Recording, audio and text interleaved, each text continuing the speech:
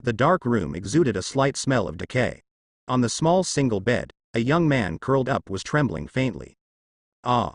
With an exclamation, the young man sat up in shock, his head covered in sweat and his eyes bloodshot. I traveled through time. Through the small window on the door, the dim light from the corridor shone in diagonally. His fingers trembled, and he knew his own hand. He didn't need to look in the mirror to know that he was no longer in his own body at this moment. Credence? Credence. Are you okay? My child. Outside the door, a woman with a somewhat stern voice asked. I had a nightmare. It's okay, Mom. He swallowed, suppressed the discomfort, and responded aloud. Go to bed early, we have to distribute flyers tomorrow. Okay, Mom. Silence fell again. Huh, Credence? Is it Aurelius? He smiled, funny but sad. Knowing the plot well and being able to predict the future is the biggest advantage of a time traveler. But now he hates himself for knowing the plot. Aurelius Dumbledore. He should still be called Credence Barebone now. One has super strength and can even be ranked in the top 3 combat powers during this time period. He is one of the 2 who has demonstrated the ability to destroy cities. But this is not a good thing. Not only is his terrifying power uncontrollable, it is even constantly destroying and devouring his life. The stronger he is, the closer he is to death. The Silent One. The only Obscurial to survive to adulthood. A genius, a super genius who was supposed to create his own legend, but instead became a monster born from depression and mental torture. He died once, but instead of looking away from death, he became more afraid of death. He didn't want to die, especially a death that was foreseeable and counting down the days. Kill. Destroy. Aurelius. Destroy it all. Crazy thoughts constantly assaulted his brain, which was the most basic quality of the terrifying dark power represented by the Obscurus. Obscurus has no intelligence, no consciousness.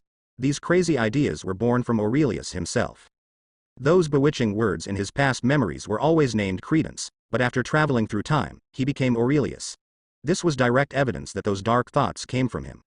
Obscurus just keeps nourishing these negative emotions until it completely erodes Aurelius himself, releases the Obscurus, destroys everything, and ultimately destroys both Aurelius and the Obscurus himself. No, you can't. Aurelius looked ferocious as he frantically suppressed these negative emotions. Everyone thinks that Credence is a timid and dull person, but this is precisely because he has suppressed emotions since childhood.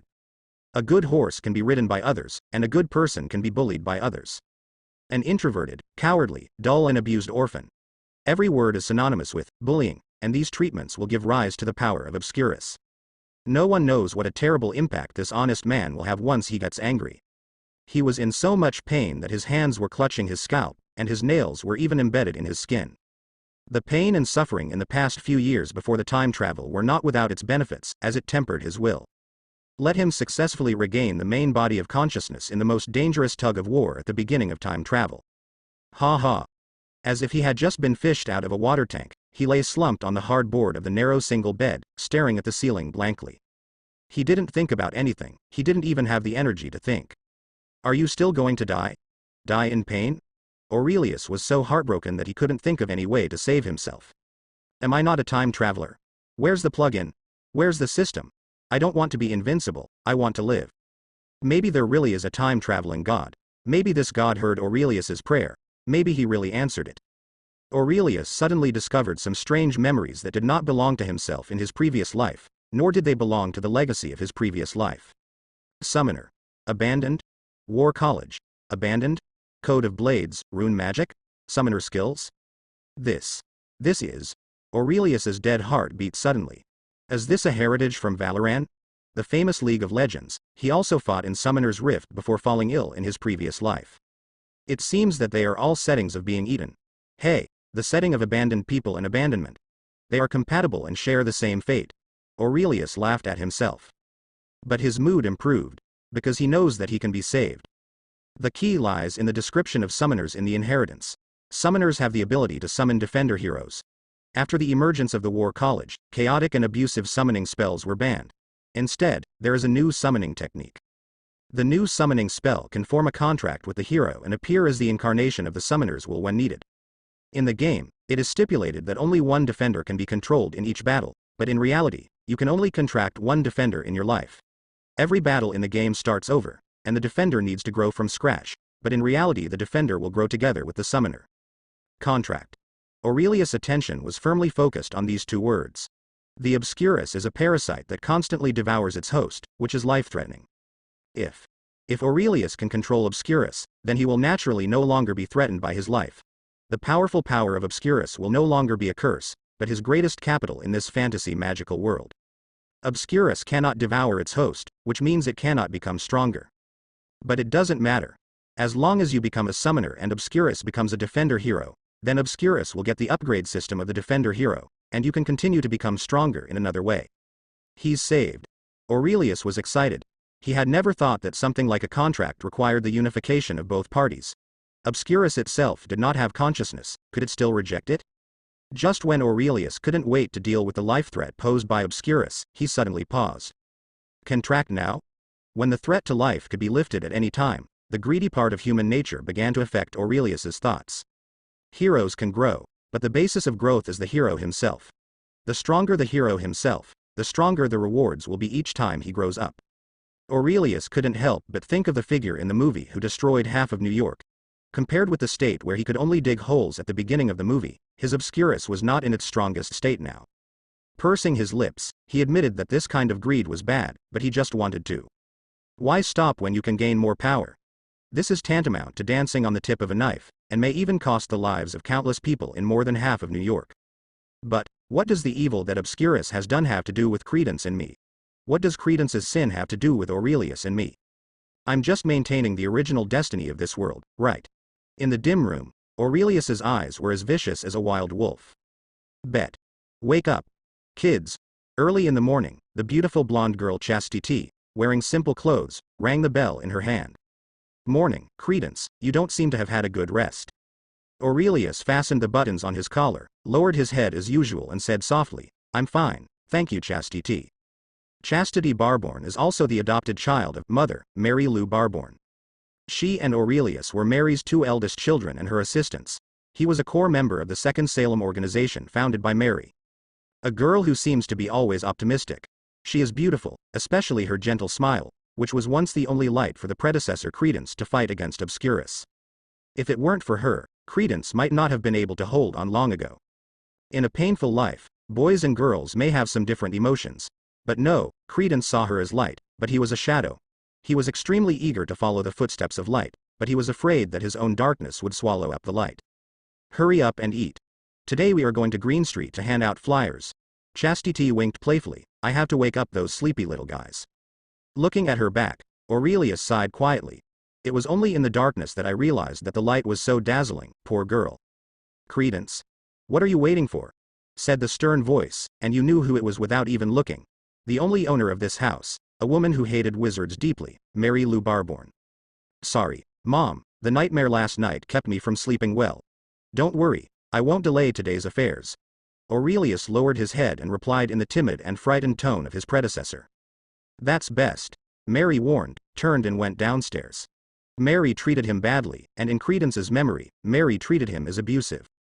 This thing is very strange. Although Mary is not an amiable orphanage grandmother, she is not extremely abusive to all the orphans she adopts, except Credence. Not only did he have a bad look on his face, he was often punished corporally, the most common being using Credence's own belt to slap his palms. There were numerous wounds on his palms. Is it because of his status as a wizard? Aurelius couldn't help but think, this is wrong. In his memory, he has never cast magic, and things like Harry Potter's rapid hair growth and glass disappearing have never happened. Credence didn't even know he was a wizard. How did Mary know? There are many children in the family, and the financial pressure is great. Don't expect to be able to eat any delicacies. Mary stood in front of a pot of soup and rice cooked with unknown contents, and Aurelius stood next to her. He wanted to be the last to eat, and sometimes he was hungry because he had nothing to eat. Chastity held a stack of thick leaflets and distributed them to the orphans one by one. Hold it, Linda, be careful, Wei-Kei. She is always so gentle, and the children are more willing to get close to her. Get the flyers, kids, and then come and line up for dinner. Mary tapped the edge of the pot with the spoon in her hand. Each child stood in a line with a leaflet and a bowl, waiting for Mary to put a spoonful of paste into their bowl. Unfortunately, Aurelius had some bad luck on the first day after traveling through time.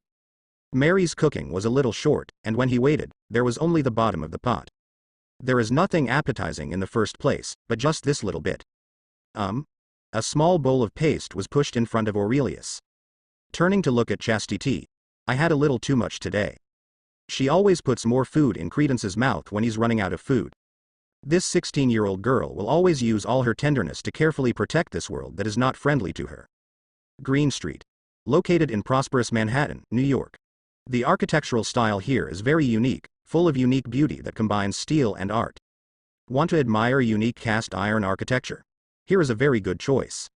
White and iron red are the main colors here. Rows of fireproof iron ladders hang outside the building walls. The densely packed steel beams and columns are the most prominent features of this steel empire. There are a large number of social elites living here, and Second Salem must try its best to lobby these elites in order to grow. All I can say is that it's a good idea. Hello sir, please know something about Second Salem. The wizard is with us, madam, please take a look. They are always rejected, and in the eyes of others they are just a bunch of crazy people. Every time he was rejected with disgusted eyes, Chastity would still muster up enthusiasm and continue to explain to the next person. Aurelius was different. He just kept his head down, stuffing a leaflet into every passerby's hand or even his arms, and ignored the abuse at all. He doesn't care about Second Salem at all, and should even hate it. Because he is a member of the wizarding world, not to mention that he is abused, just facing these things every day, which is almost pointed at the nose and abused, he will not be in a good mood. He was distracted almost all day. He was thinking about his future path and the summoner's legacy.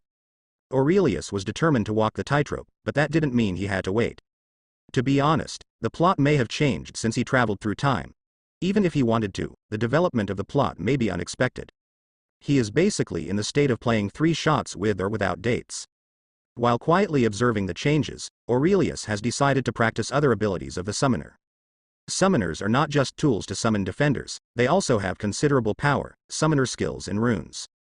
Summoner skills are spell abilities unique to the summoner. Although they are small in number, they are highly growth prone and have many uses. With his inheritance, he can learn it quickly as long as he meets the conditions for use. Runes are Valoran's core source of power. The entire rune continent was born from 7 world runes. Summoner runes can give defenders greater power.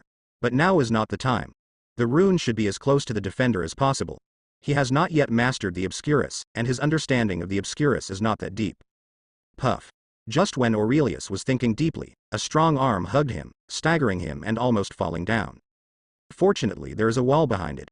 This is a gap between 2 buildings that goes unnoticed. Aurelius was startled, but he quickly saw the man's appearance clearly.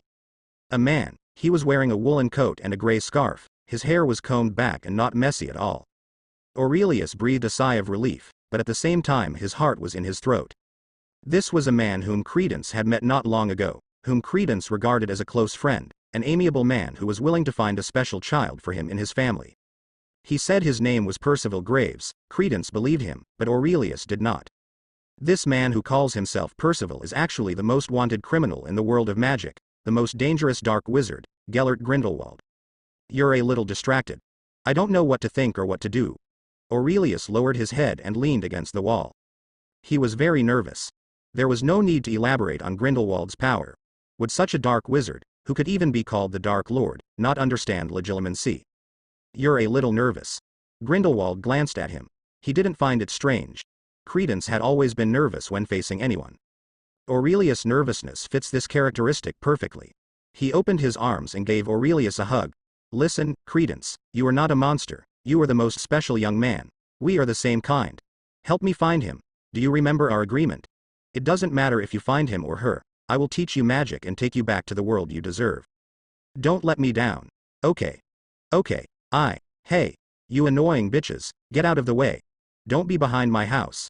A rude bearded man cursed from the window on the 2nd floor. Grindelwald's eyes flashed with murderous intent. A muggle and an inferior creature dared to scold him. In a word, he has a way to die. What are you looking at? Son of a bitch. The bearded man stretched his thigh-thick arm out of the window, and the tattoos on it jumped with the muscles. Let's go. Grindelwald endured.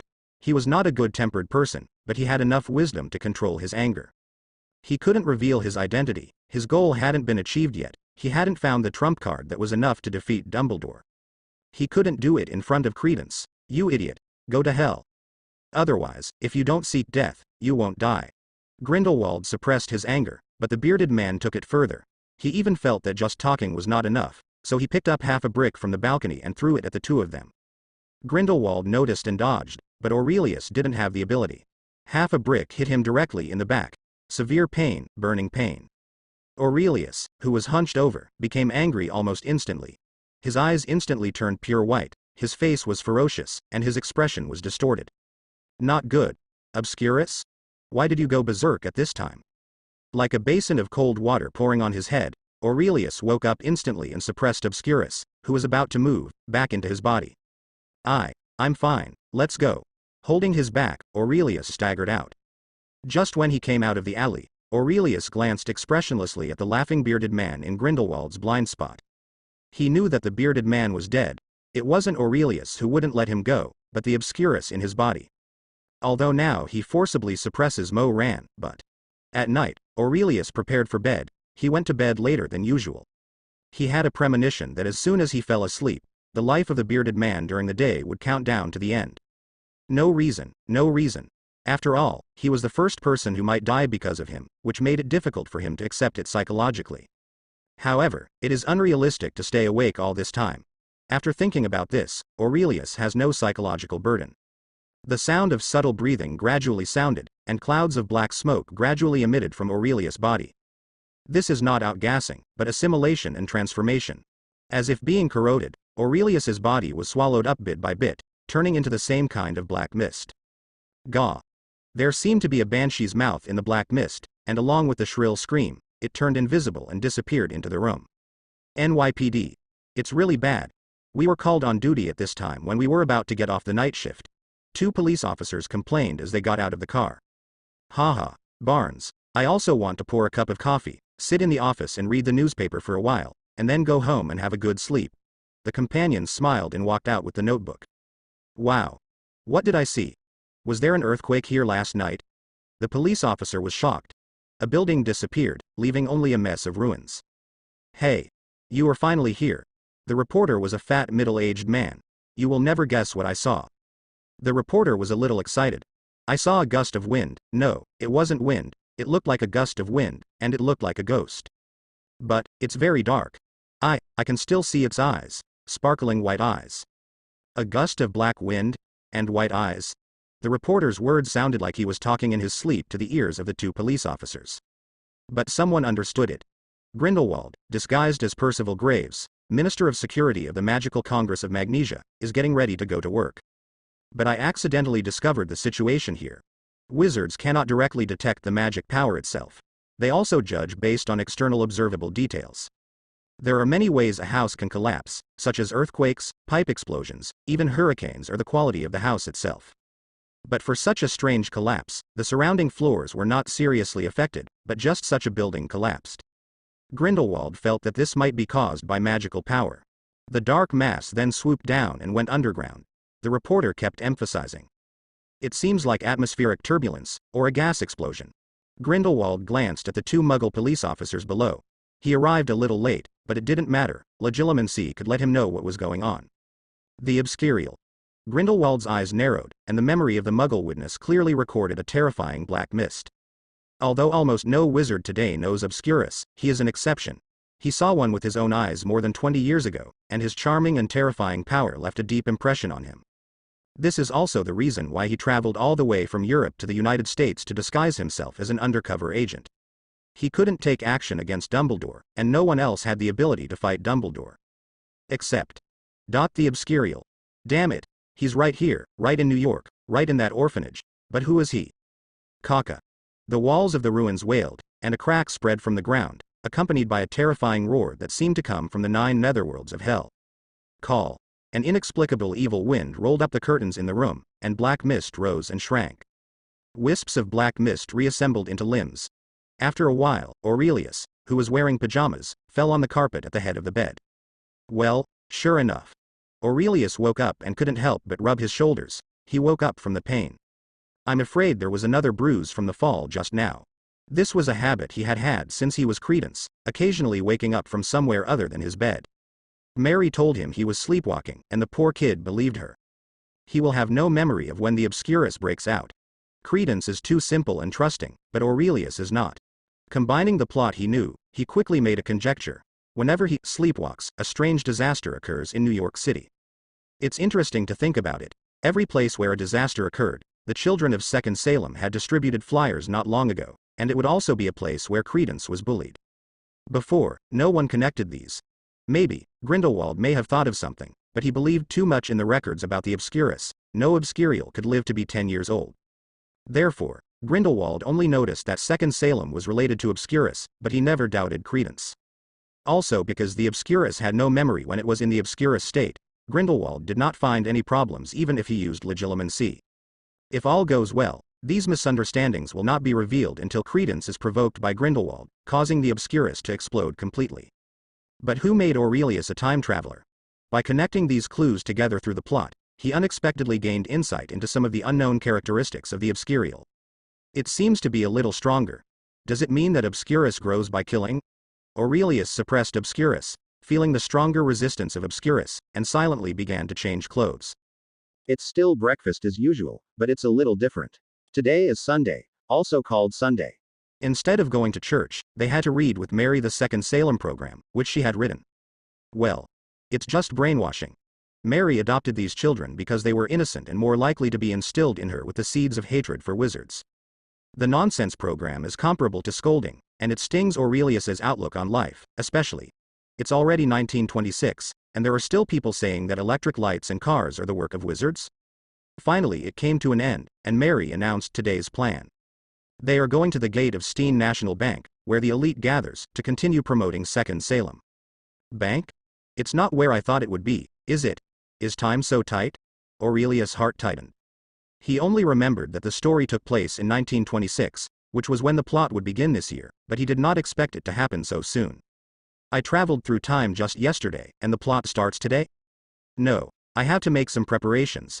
Just as Aurelius was nervously preparing a secret plan, the Elizabethberg from the United Kingdom slowly entered New York Harbor. The somewhat reserved little Freckle hugged an old suitcase and touched the ground with his toes a little dishonestly. Dougal, be quiet please, it won't be long. With worries about the strange land of Magnesia, Newt Artemis Fidos Commander never thought about what kind of crisis he would be involved in at the end of this journey. During the crazy adventure, he met a group of people who were very important to him.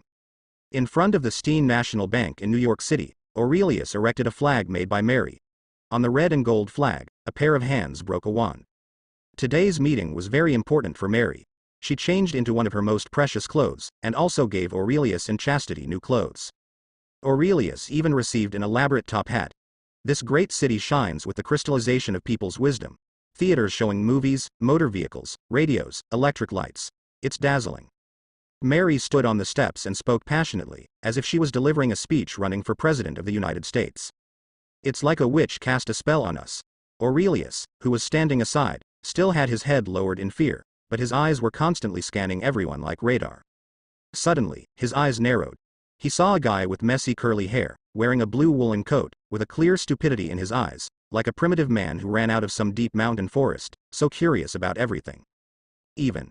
A group of muggles were slobbering all over the place to criticize the wizarding community. Damn it. The plot has really begun. Aurelius cursed secretly. The plot time is very short, and the total time is only a few days, but the power of Obscurus has expanded so much. This means that he will suffer these days. Although it was a little different from what he planned, it was still expected. Of course you can't miss it if you meet this protagonist. Today's sniffing treasure hunt is also an important part of his plan. As an orphan, he is poor. It just so happened that the building behind him was probably the richest place in the city. Aurelius stared closely at Newt's box, watching it trip the fat Jacob, watching the conspicuous package of Newt being noticed by Mary. Then, Credence, hand out leaflets. Chastity's low voice interrupted Aurelius's thoughts. He raised his head blankly and met Mary's unkind eyes. Aurelius quickly walked down the steps and handed the leaflets in his hand to the spectators one by one. But he still paid attention to Newt's box, until a pair of sharp little claws opened the gap in the box, revealing a long and flat mouth that resembled a platypus. It's now. Aurelius's eyes lit up, his fingertips flickered, and a white thing that looked like a snowball popped out. The speed was very fast, and it was aimed at the head of the little cutie. Shoo Shoo was so startled that he couldn't help but cover his eyes with his paws. But the moment the snowball hit, the snowball disappeared. Shoo Shoo put down his paw blankly, blinking his eyes, looking cute and cute. It didn't hurt much. But Aurelius sensed sniff, and he could find traces of the little guy wherever he ran, no matter how far away. Even if he had a thought, he could instantly appear next to it even if he traveled halfway around the world. Summoner skill. Mark. One of only 4 summoner skills that Aurelius can currently use. The function is very simple. Throw a snowball and mark the first target hit. The mark not only allows Aurelius to grasp his position status in real time, but also serves as a coordinate anchor point, allowing him to activate the second stage effect of the mark, teleportation. Friends, there is something lurking in our city, waiting for opportunities to destroy, and then disappear without a trace. Feel free to laugh if you dare, the wizard is among us. Mary's arrogant shouting made Tina, who was hiding in the crowd, couldn't help but give her some big melons to chew on right now. But she couldn't, she had been removed from her position as an auror for teaching this annoying woman a lesson. Until now, she has never regretted casting a curse on this hateful woman, but if she had not been so impulsive and cast a curse on her in front of a group of no mice, this woman's followers, she might not have suffered like this, being sent to die. Position of Wand Licensing Office Auditor. We must fight together. For our children and grandchildren, for our tomorrow. Join us, Second Salem, and fight side by side. Are you right, sir? Mary looked at Newt, but Newt didn't cooperate, he was very anxious. He saw a niffler, turning over the hat of a sleeping homeless man. The jingling sound is the coins given by well-wishers. Accidentally, Shoo flipped off his hat. He was a little confused, but he looked at the shiny coins and put them into the small pocket on his belly. The contented little guy met Newt's horrified eyes, and with a start, he rolled and rushed into the bank door. Oops. Newt panicked and chased after him with the box, shouting repeatedly, I'm sorry, I'm sorry, I'm sorry. Mary frowned and looked at Newt's back. She was very surprised. She was promoting her great cause, a speech related to the life and death of mankind, but this man. What a useless man. All he can do is escape and pretend to be blind. Newt's erratic behavior caught the attention of Tina, an elite auror, ex-auror, of the Magical Council of Magnesia. Although her position was lost, her ability was not. Her keen sense of smell allowed her to smell the same kind of smell on Newt almost instantly. He wrapped his collar, covering most of his face, and followed Newt's direction before getting out of the crowd. Inside the bank is a magnificent hall. Behind a golden counter, a large number of bank employees are busy providing their respective financial services to the customers in front of them. Everyone in the bank is well dressed in suits and ties. Newt's expression and weird behavior seemed so out of place among this group of New York financiers. Can I help you, sir? A bank employee wearing gold-rimmed glasses came forward, but his eyes were strangely scrutinizing. Newt was worried about getting lost. Although he was a wizard, it didn't mean he didn't know where this place was. At least he'd been to Gringotts. Do you know what those goblins think of Sniff?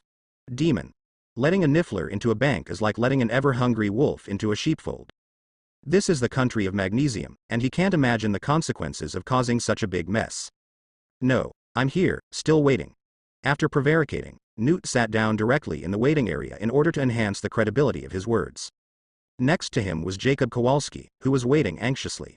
The worried Jacob had a suitcase of the same style as Newt's on his legs. He couldn't stop shaking his legs because he was nervous. The purpose of coming to the bank was that he needed a loan to complete the project of owning a bakery. Dream. Seeing Newt sitting next to him, Jacob instinctively wanted to talk to relieve his own pressure. But he didn't expect that he would feel bad after learning from the absent-minded Newt that he was also going to take out a loan to open a bakery. It's already difficult to get a loan approved, but now there's another competitor? Just as Jacob continued to speak, he turned around and found that Newt had disappeared, but on his seat, an egg that was twice larger than a goose egg with a silver metallic luster appeared. Hey, sir. Hey, sir. Jacob kindly wanted to call Newt, but how could Newt care about him? Jacob wanted to catch up with Newt and return the egg to him, but unfortunately, the sexy bank manager's secretary told him that the manager wanted to see him now, and only for 5 minutes. Little guy, hurry up, hurry up. Outside the door, Aurelius was distributing the third stack of leaflets in a hurry. He doesn't have much time. Through the mark, he can see the situation of Shoo, including the situation around it. It also went back and forth to commit crimes on the elites in the hall, either stealing jewelry or ripping rhinestones off high-heeled shoes. Sniffs are sometimes bad at this. They like anything shiny, but the shiny things they like may not be serious wealth for humans. He was waiting for his chance to get into the bank vault. Now he is an unloved orphan, impoverished and destitute. What kind of country is this? Money paradise. Of course he needs money, a lot of money. It's not enough to hope for a normal income, he can only hope for some less serious windfall. Like taking away the vault of a major bank? Seeing Shu Shu getting on a cart containing gold ready to be put into storage, Aurelius's eyes lit up. Here's the opportunity. Mom, I have a stomachache. I'm going to the bank to use the toilet. Mary looked at him displeased. Mary was very angry, but no matter how angry she was, she couldn't control his shit and farts. After waving his hand, Aurelius trotted towards the bank holding his stomach as if he had been granted amnesty. While observing Shusho's position, he accelerated into the bank toilet. After closing a compartment door and waiting for less than a minute, Aurelius immediately activated the second stage effect of the mark. The whole person seemed to be compressed, and then there was a feeling of lightning, and everything around him could not be seen clearly. The next moment, Aurelius, who had returned to his original state, had appeared in the bank vault. A sniff was sitting in a handful of gold coins, staring blankly at the sudden appearance of the man. Aurelius had no time to do anything else, he knew Newt was right outside the door. The lock on the vault door has slowly opened automatically, he may only have a few seconds. What can you do with a few seconds? This vault can be emptied. Countless amounts of gold disappeared without a trace as if they had evaporated from the world. In Aurelius' perception, his gold coin reserves are rising rapidly. This comes from an ability of the summoner, the equipment slot. Equipment slot. This name is too game-like, so Aurelius gave it another name, Soul Seal. In the game, each hero has 6 inventory slots, an accessory slot and a gold coin slot. The same goes for Soul Seals. Different heroes in the game can produce the same equipment, and even one hero can produce several identical equipment. So these pieces of equipment are not unique, nor are they entities. Based on the characteristics of these equipment, Aurelius named them weapon souls. This is a trait or affix stripped from real items, something that can give the defender hero extra power. Aurelius didn't even have a defender, so the weapon soul was naturally useless. What is useful is the gold coin column. This thing is very outrageous, but considering that my own plugin comes from the game, it doesn't feel too outrageous. The gold coin column has only one function, which is to absorb and store gold without limit, and automatically convert it into standard gold coins. In addition to the value of gold itself, these gold coins will also be used as necessary materials for extracting the soul of the weapon. Well, buy equipment. Very reasonable. The ability to absorb gold is a bug. This ability doesn't even let go of Shu Shu's pocket. Watching helplessly as gold coins and gold bars flew away from his pocket, Shu Shu waved his claws anxiously, but all he could do was draw water from a bamboo basket. Sorry, little guy. Listening to the alarm bells outside, Aurelius knew it was time to stop. The whole person gradually turned transparent, passing through the wall with afterimages. Summoner skill. Ghost step. Ignores collision volume and increases movement speed. Increases according to hero level and lasts for 10 seconds. In the game, he can only be used to cross the line of troops, but in reality, he seems to have turned into a ghost, coming and going freely. When Aurelius returned to the bathroom, the entire bank was in chaos. He also took the opportunity to run out with the large group of people and return to the group of orphans. Credence, what happened in there? Mary asked. Aurelius shook his head. I don't know, I heard the alarm bell ringing, so I ran out. Mary didn't care and clapped her hands. Children. Look, are they all here? We are ready to go back. Okay. A group of little devils shouted in unison. Mary counted the number of people, and then called Aurelius and Chastity. You take the children and go back first. I want to visit a gentleman. Okay, Mom. Chastity nodded obediently. Chastity took the lead, and Aurelius followed at the end of the team. Before leaving, he saw the lady looking out on the steps, Tina. Throw out a token. Silently, he monitored the former elite Auror. The protagonist is a troublesome creature who needs to be prepared for a rainy day. Aurelius feels that it might be useful in the future if he monitors them. For example, he could find the Magic Congress through Tina. God knows whether he will be able to make a living in the future. Getting familiar with the structure of the Magic Congress early will be of great help to him in his escape operation. Teams of heavily armed police officers came from all directions to rob the bank vault. It was a big case at any time. The bank's money is never just the bank's own, it belongs to tens of thousands or even hundreds of thousands or millions of depositors. But this time, it will naturally become an unsolved case. Ordinary people are not qualified to notice the extraordinary power now. And with the current situation of the magical world in Magnesia being closed, they are not as close as the British government in the British Ministry of Magic. Aurelius has begun counting his ill-gotten gains, and Newt must have escaped.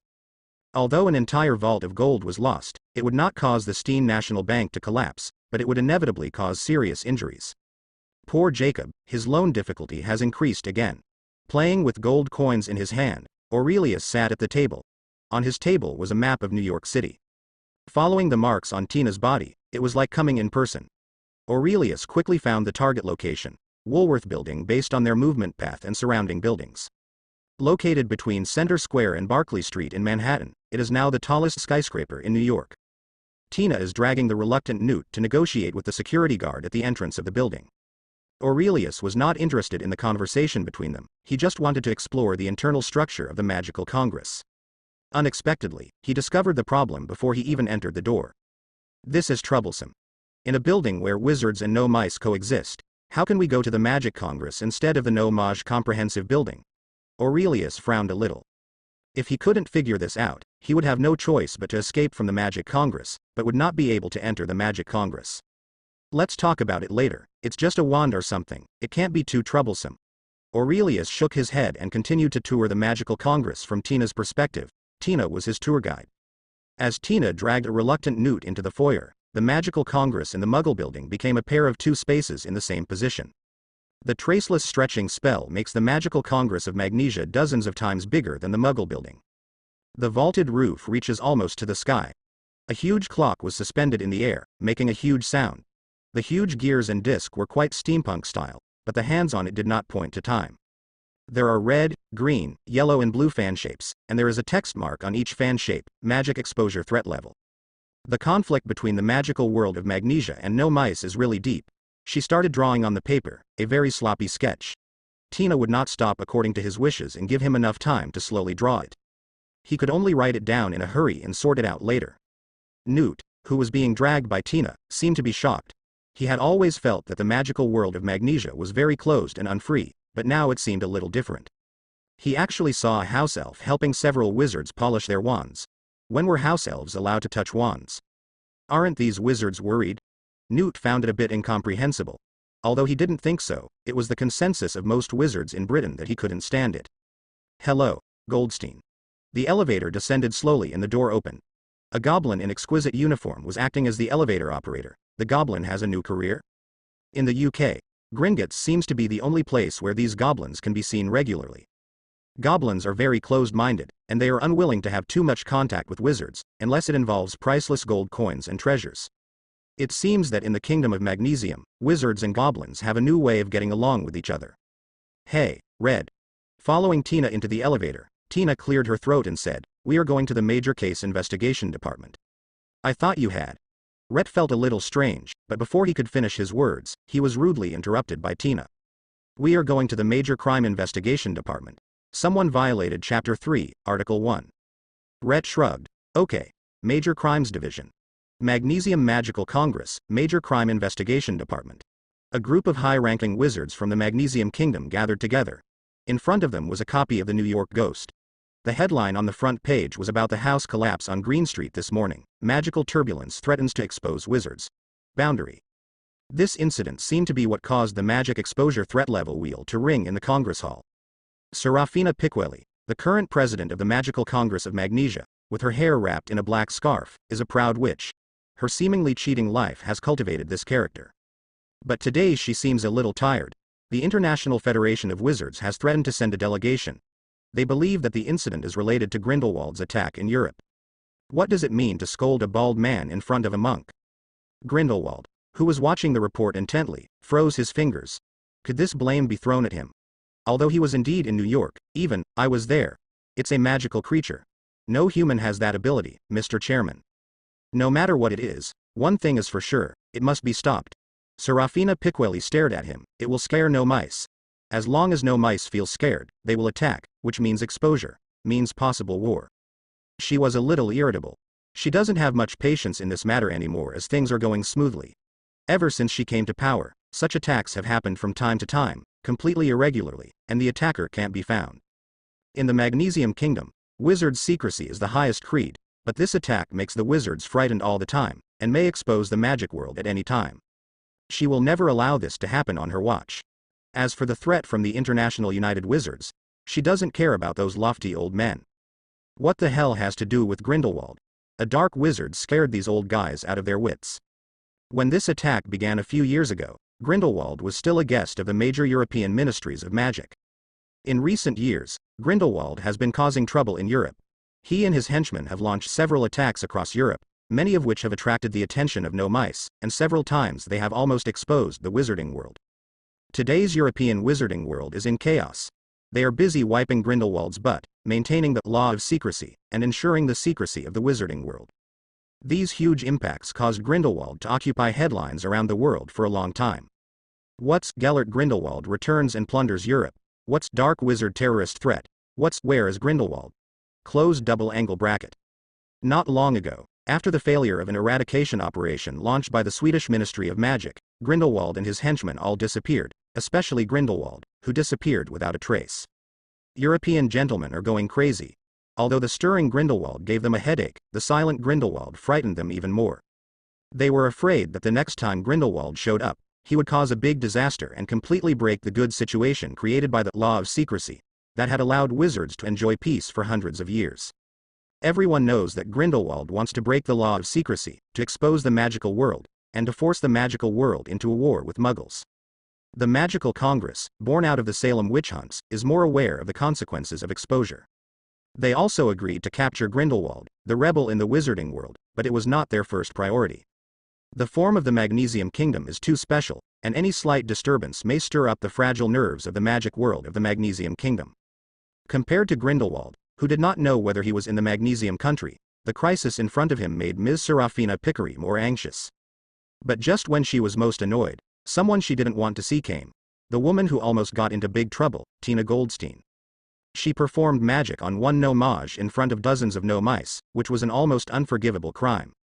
The furious Serafina wanted to give her an avatar, but too many people requested her, and the final punishment was to strip her of her aura status and throw her into the wand licensing office. Tina was numb when she saw Chairman Piccoli's cold face. Who knows the chairman is actually here? She came here to find her former boss, Mr. Graves, the director of the Magical Law Enforcement Department of the Magical Congress, hoping to have the opportunity to return to the position of Auror. It's over now. Tina felt a little sad. Instead, Newt, who was brought here by Tina, was as cute as a baby. He didn't know anyone here, let alone what was going on. I think I've made your case very clear, Miss Goldstein. Pickery stared at her. Tina lowered her head, completely losing her strength in front of Newt. Yes, Mr. Chairman, I understand, but... Pickery reminded him coldly. You are no longer an Auror. Tina said. Yes, Mr. Chairman, but Pickery had no intention of hearing what she had to say and interrupted. Miss Goldstein. Tina was fighting for it. There's a little something wrong here. I say this office is only for very serious emergencies, Ms. Pickery said forcefully. Get out. A sense of shameful heat rose up to Tina's cheeks, which turned a little red. Yes, Mr. Chairman. Tina lowered her head and pushed Newt, who looked confused, toward the elevator. Grindelwald, disguised as Graves, said nothing and looked at Newt thoughtfully. Newt's commander, his old friend's protege. His followers told him that Newt's adventures in Africa were interesting. Well, Aurelius, who witnessed all this, touched his chin and said to himself, I kind of hate this woman. Well, there are two of them. The disappointed Tina returned to the elevator with Newt. Newt was quiet, he just didn't understand the situation, he wasn't stupid. It was very quiet in the elevator. Even the goblin who was the elevator operator kept silent and silently operated the elevator to a certain floor. When the hollow metal elevator door reopened, a narrow, stuffy, windowless basement room came into view. This place is like a cold and damp sewer, which is in sharp contrast to the usual grandeur of the Magical Congress. Obviously, this is probably a department like the horse office. Any employee assigned here is close to being fired. Combined with the words of the Madam Chairman just now, it is not difficult to guess something. This former Auror lady is currently on probation. He led Newt past an automatic typewriter. No one was operating it, but the typewriter was working on its own. It spat out documents one after another, and the paper covered with words folded itself into a mouse, looking very clever. They will crawl along a pipe extending in all directions to the corresponding office. And some discarded documents will turn into mice sliding down the pipe, biting into piles of paper scraps. It's so convenient and fun, Aurelius commented. Tina's desk was very far back, a little messy, and even gathering dust. A wooden sign hung in front of it that read, Wand Licensing Office. The small cabinets were filled with wand applications, and there were quite a few on the table. Newt glanced at Tina with sympathy. Everything here was lifeless and looked very much like the house elf resettlement office, where he had stayed. Tina pulled out the chair, patted the dirt on it, and sat down. She secretly glanced at Newt. What just happened made her feel very embarrassed. She happened to meet Newt's eyes, which made her even more annoyed. Ahem, Tina cleared her throat, acting businesslike and inhumane. So, have you obtained a wand permit? All foreigners coming to New York must have this. I applied by post a few weeks ago. Scamander. Were you still in Equatorial Guinea at that time? Tina raised her head suspiciously. I just completed a year of fieldwork, Newt replied. I'm currently writing a book about those magical creatures. Tina asked. Something like, a guide to extinct creatures? No, Newt said without hesitation. I wanted to write this book to help people understand why these animals should be protected rather than killed. Goldstein.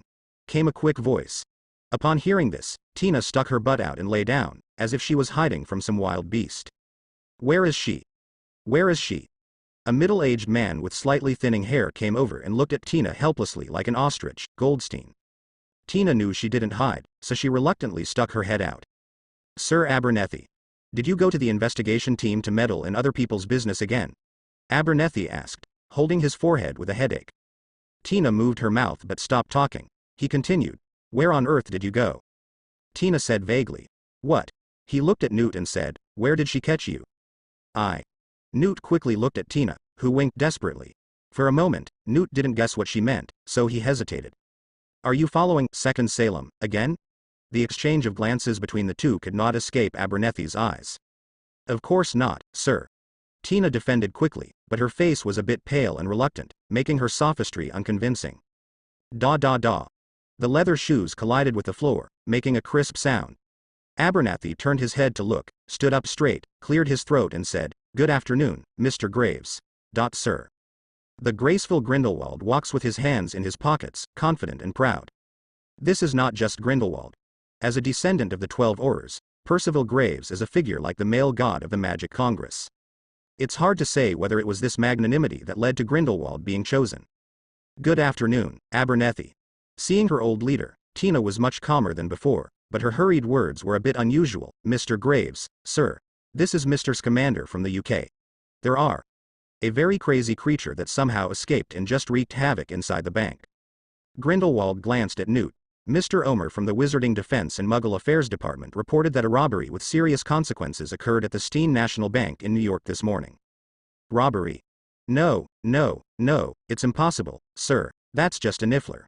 I've already dumped all the things it stole into the vault. Newt defended anxiously, but as he spoke, Newt suddenly a pause. No. I didn't pour much out of it. Gold. The gold products in vault number 131 of the Steen National Bank of New York were swept away. Grindelwald added, the value is more than $330,000. Gold? I don't see gold, Newt said blankly. Grindelwald said calmly, don't be nervous, let me see the little guy. Is he someone who cares about how much Muggles lose? He didn't care, his purpose was just to see Newt's box. Tina breathed a sigh of relief, the old leader was still so reliable. But Newt's heart was in his throat, that's just. No one paid attention to him, and Tina directly picked up the box on the ground and placed it on the table. Once opened, 6 kinds of baked goods are neatly stacked in the box, exuding a charming and delicious fragrance. My mother, your mother, is going to catch the witch. My mommy, your mommy, waved the little stick. Aurelius looked at the little girl singing children's songs and playing hopscotch downstairs, feeling very strange. Especially the lyrics of the song that are full of violence and blood. My mother, your mother, the witch must die. Witch number 1, drown in the river. Witch number 2, let her hang on the gallows. This is a scary nursery rhyme called The Witch's Broom, that with Mary's adaptation, it is even more unconcealed. Each of the witches in this nursery rhyme was a real event that happened during the Salem witch hunt. Whether they are real witches in this world is unknown. However, in the Salem witch hunting incident, there must be real wizards who were persecuted by ordinary people, which triggered a tense atmosphere of tit-for-tat confrontation between wizards and non-wizards in the country for hundreds of years. Including but not limited to, prohibiting communication, friendship and marriage with no mice. This law is called, Rappa Potter's Law. What a terrible world, Ovilius said quietly. He could understand that wizards hid in order not to be disturbed and devoted themselves to pursuing the true meaning of magic. He could even understand that it was the self-isolation of a minority group. But the current situation is that these wizards live like rats in the ditch, but they think they are superior to others. This is the case all over the world. This is even true in the Harry Potter timeline decades later. They despised muggles and regarded ordinary people as idiots and inferior creatures. For this kind of performance, there are idioms in the past life that can describe it. Yelling is arrogant and a frog in the well. If the status quo remains, the exposure and destruction of the wizarding world can be expected.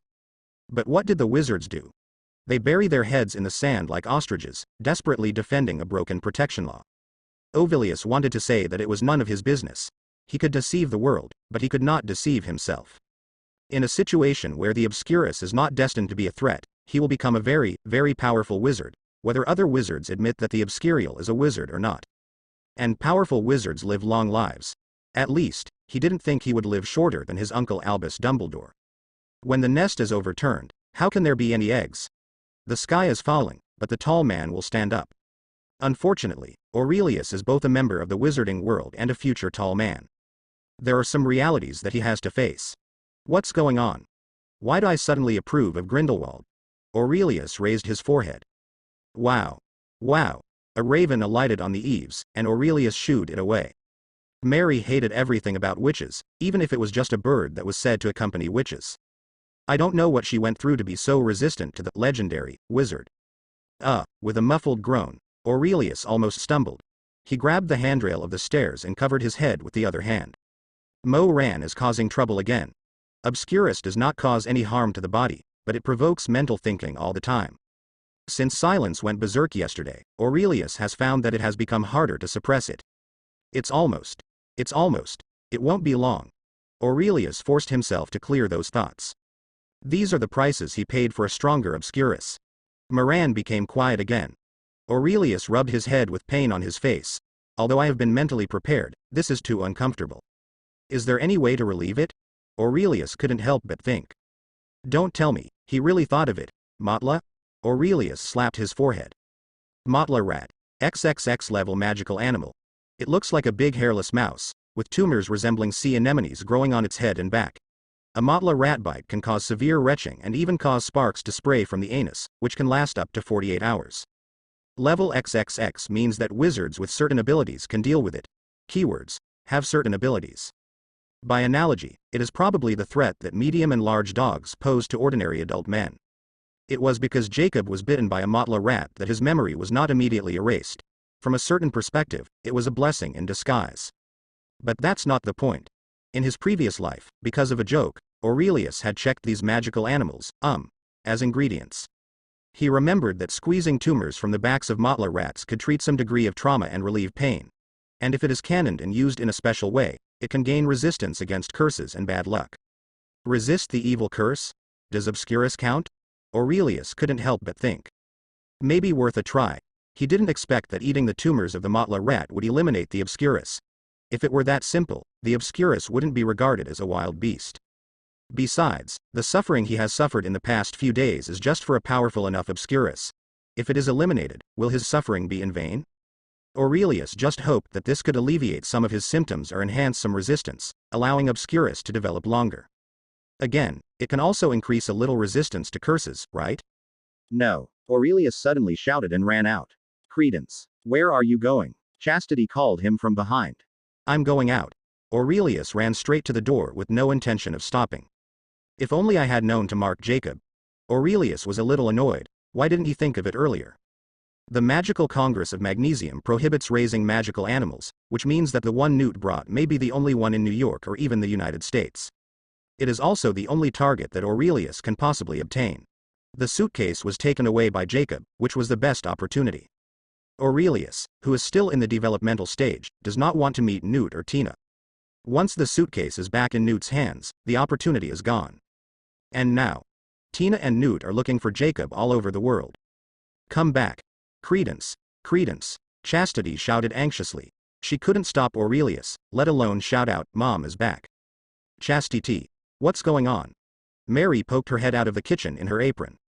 Chastity looked embarrassed, but facing Mary's scrutinizing gaze, Chastity could only lower his head and said in a voice not much louder than a mosquito, Credence. Credence just ran out. Get out. Where did he go? Mary looked unhappy. What happened to Credence? there have been more mistakes in the past few days than in the previous 10 years. I think his skin is itchy, don't worry about him. Chastity, tell the children that they are ready to eat. After saying that, Mary returned to the kitchen. Chastity held the bell and was a little worried about Credence. His punishment tonight was inevitable. Aurelius finally missed the Mothra rat. In the 1920s, New York was already a world-class metropolis. Finding someone in such a city was no easier than finding a needle in a haystack. When Aurelius found it, a large group of people had gathered around him. Jacob's house exploded, and a big hole opened in the entire wall. He could go up, but the mark on Tina told him that Tina and Newt were just a street away. There was an explosion here, and there were so many people around that Tina and Newt quickly noticed it. He didn't have enough time. Mistake. Aurelius sighed. The fact that Mortla rat can alleviate Obscurus is just a guess, and it is not that important. It's a good thing to get it, but it doesn't matter if you can't get it. But this matter deserves Aurelius' reflection. Perhaps he should think more about what he does in the future, or at least be more prepared. Knowing the plot well is his biggest advantage, and careful planning allows him to maximize this. Where have you been? As soon as he entered the door, Aurelius met Mary's calm and indifferent eyes. Needless to say, pack up and come out with me. Mary interrupted him, and Aurelius noticed that Chastity and Modes, who had previously been singing The Witch's Broom, Hopscotch Tiddu put on neat clothes. Shaw Media Building was founded by Henry Shaw Sr., New York's most prestigious media tycoon. The office on the top floor of the building has a panoramic view of the entire city. In New York in the 20th century, this was almost the highest point in New York except for the Woolworth Building. Old Henry's favorite thing to do was to stand quietly in front of the huge floor-to-ceiling windows and look down at the entire New York. This wonderful and condescending experience gave him the illusion that, I am the king of New York. No, maybe from a certain perspective, this is not an illusion. Shaw Media is the undisputed manipulator of public opinion. Journalists are called the uncrowned kings, and Shaw Media, which owns almost 2/3 of the reporters in New York, is the king of the uncrowned kings. A successful career, commercial success and godlike manipulation of the ignorant were no longer enough to satisfy old Henry. He seeks greater things for his family, such as politics. His outstanding eldest son inherited his name as Henry. He was smart, steady, and had the style of a general. He became a New York City senator before he was even 40 years old, and now he plans to sit in the highest position in the country. He placed all his hopes on his eldest son, and these were the key days, on Senator Henry Shaw's campaign speech. The father and son have been discussing these days. I have prepared the dinner, and celebrities from all over New York will be there. This is the perfect stage for you. Get the recognition of celebrities from all over New York, and they will be your best help. Bang. The office door was suddenly pushed open, and Henry stared displeased at the intruder, Langdon Shaw. His unsatisfactory second son. Compared to his excellent brother, he is the perfect opposite. Mr. Barker, assistant to the chairman, faced old Henry's unfriendly eyes and explained anxiously, I'm very sorry, Mr. Shaw, your son has to come in. Langdon excitedly held a baseball bat and a stack of photos and documents in his arms, spreading them out on the table. Above them were photos of streets and houses that had been defined as gas explosions and house collapses in recent years. The walls were in ruins, as if they had been destroyed by artillery fire. Langdon prepared to show off the big news he had found to his father. Father, you're going to want to hear this. I got some big news. Old Henry frowned and raised his forehead, and said impatiently, Your brother and I are busy, Langdon. We are planning his campaign and don't have time to listen to you. Langdon's heart skipped a beat, this tone was so familiar. He looked at Aurelius and his group who walked in, and said quickly, This is Mary Lou Barbourne, from the New Salem Charity Association. She wants to tell you a shocking secret. The so-called New Salem Benevolent Society is the official name of Second Salem. Old Henry snorted, put the wine glass in his hand on the table, stood up, and looked at them indifferently. Cheap clothes, old styles, and a ruthless journalist who was born with a sharp eye. He can calculate the total price of these things at a glance. He had no doubt that none of the men could find $50 on them. As for Second Salem, well, it's just a joke. A joke known to the entire New York news media. How can a crazy woman and her hundreds of crazy children be called an organization? Can we call it an association? Kindergarten is fine. What is being promoted is even more nonsense. Except for children, who would believe those fairy tales? She has news. Really? It was obviously a slightly mocking tone, but the excited Langdon misunderstood it. He really thought that this matter had aroused his father's interest. New York City is filled with strange things, and the people behind them look neither like you nor me. This is witchcraft, don't you see? Old Henry was also speechless and looked at his son with caring eyes. Landon. She's not here for the money, Langdon argued. Old Henry patted Langdon on the shoulder and said seriously. Either her story is worthless, or she lied about the asking price. No one will reveal something valuable for free. This is almost an explicit curse. Mary is right here. You are right, Mr. Shao. What we want is definitely more valuable than cash, Mary said while holding back her anger. She was still fighting for it. Second Salem needed to grow and needed funds, and Shao's news was a huge one. The platform to promote Second Salem is to have your reach. Millions of people read your newspaper, and they need to know the dangers of this event. Langdon chimed in. There's crazy turbulence on the subway. Look at these photos. I'd rather you and your friends leave. No, you're missing out on the news. Just take a look at the evidence, just a look. Langdon pleaded. The biggest news today is the Steen National Bank robbery. Not some damn witch fairy tale. Old Henry lost his patience and poked Langdon's chest with his finger, almost word for word. Seeing that the conflict between father and son was about to break out, Henry, who had been looking at him coldly, stood up and came to Langdon. Langdon, don't embarrass your father, and take these monsters away with you. Monster. Hee. Aurelius, who had been feeling soy sauce for a while, sneered in his heart, pray. If you hadn't occupied the magpie's nest by yourself, you would have died because of this monster. After leaving Shao's media building, the sky had darkened. Mary was in a bad mood, very bad. Full of hope, she drew Langdon Shaw, the son of a media tycoon, to her side, hoping to publish news in the influential Shaw News across the United States to promote the great cause of Second Salem. But what she just saw and heard made her realize that Langdon Shao had almost no influence on his father. Not only was the goal not achieved, but he was almost driven away by humiliation. Go back, Mary said sullenly to the 3 children who were traveling with her. Chastity silently pulled Modesty, while Aurelius held the leaflet. No one spoke, especially when Mary was in a bad mood. Distributing flyers is what the children of Second Salem do every day, and it is also a necessary job for them to exchange for food, clothing, housing and transportation. Because Mary and the others came to the Shaw Media Building, the children in Second Salem were handing out flyers near their homes. Mary went back sullenly, leaving Castatitus and Aurelius to look after the children. Aurelius still looked taciturn.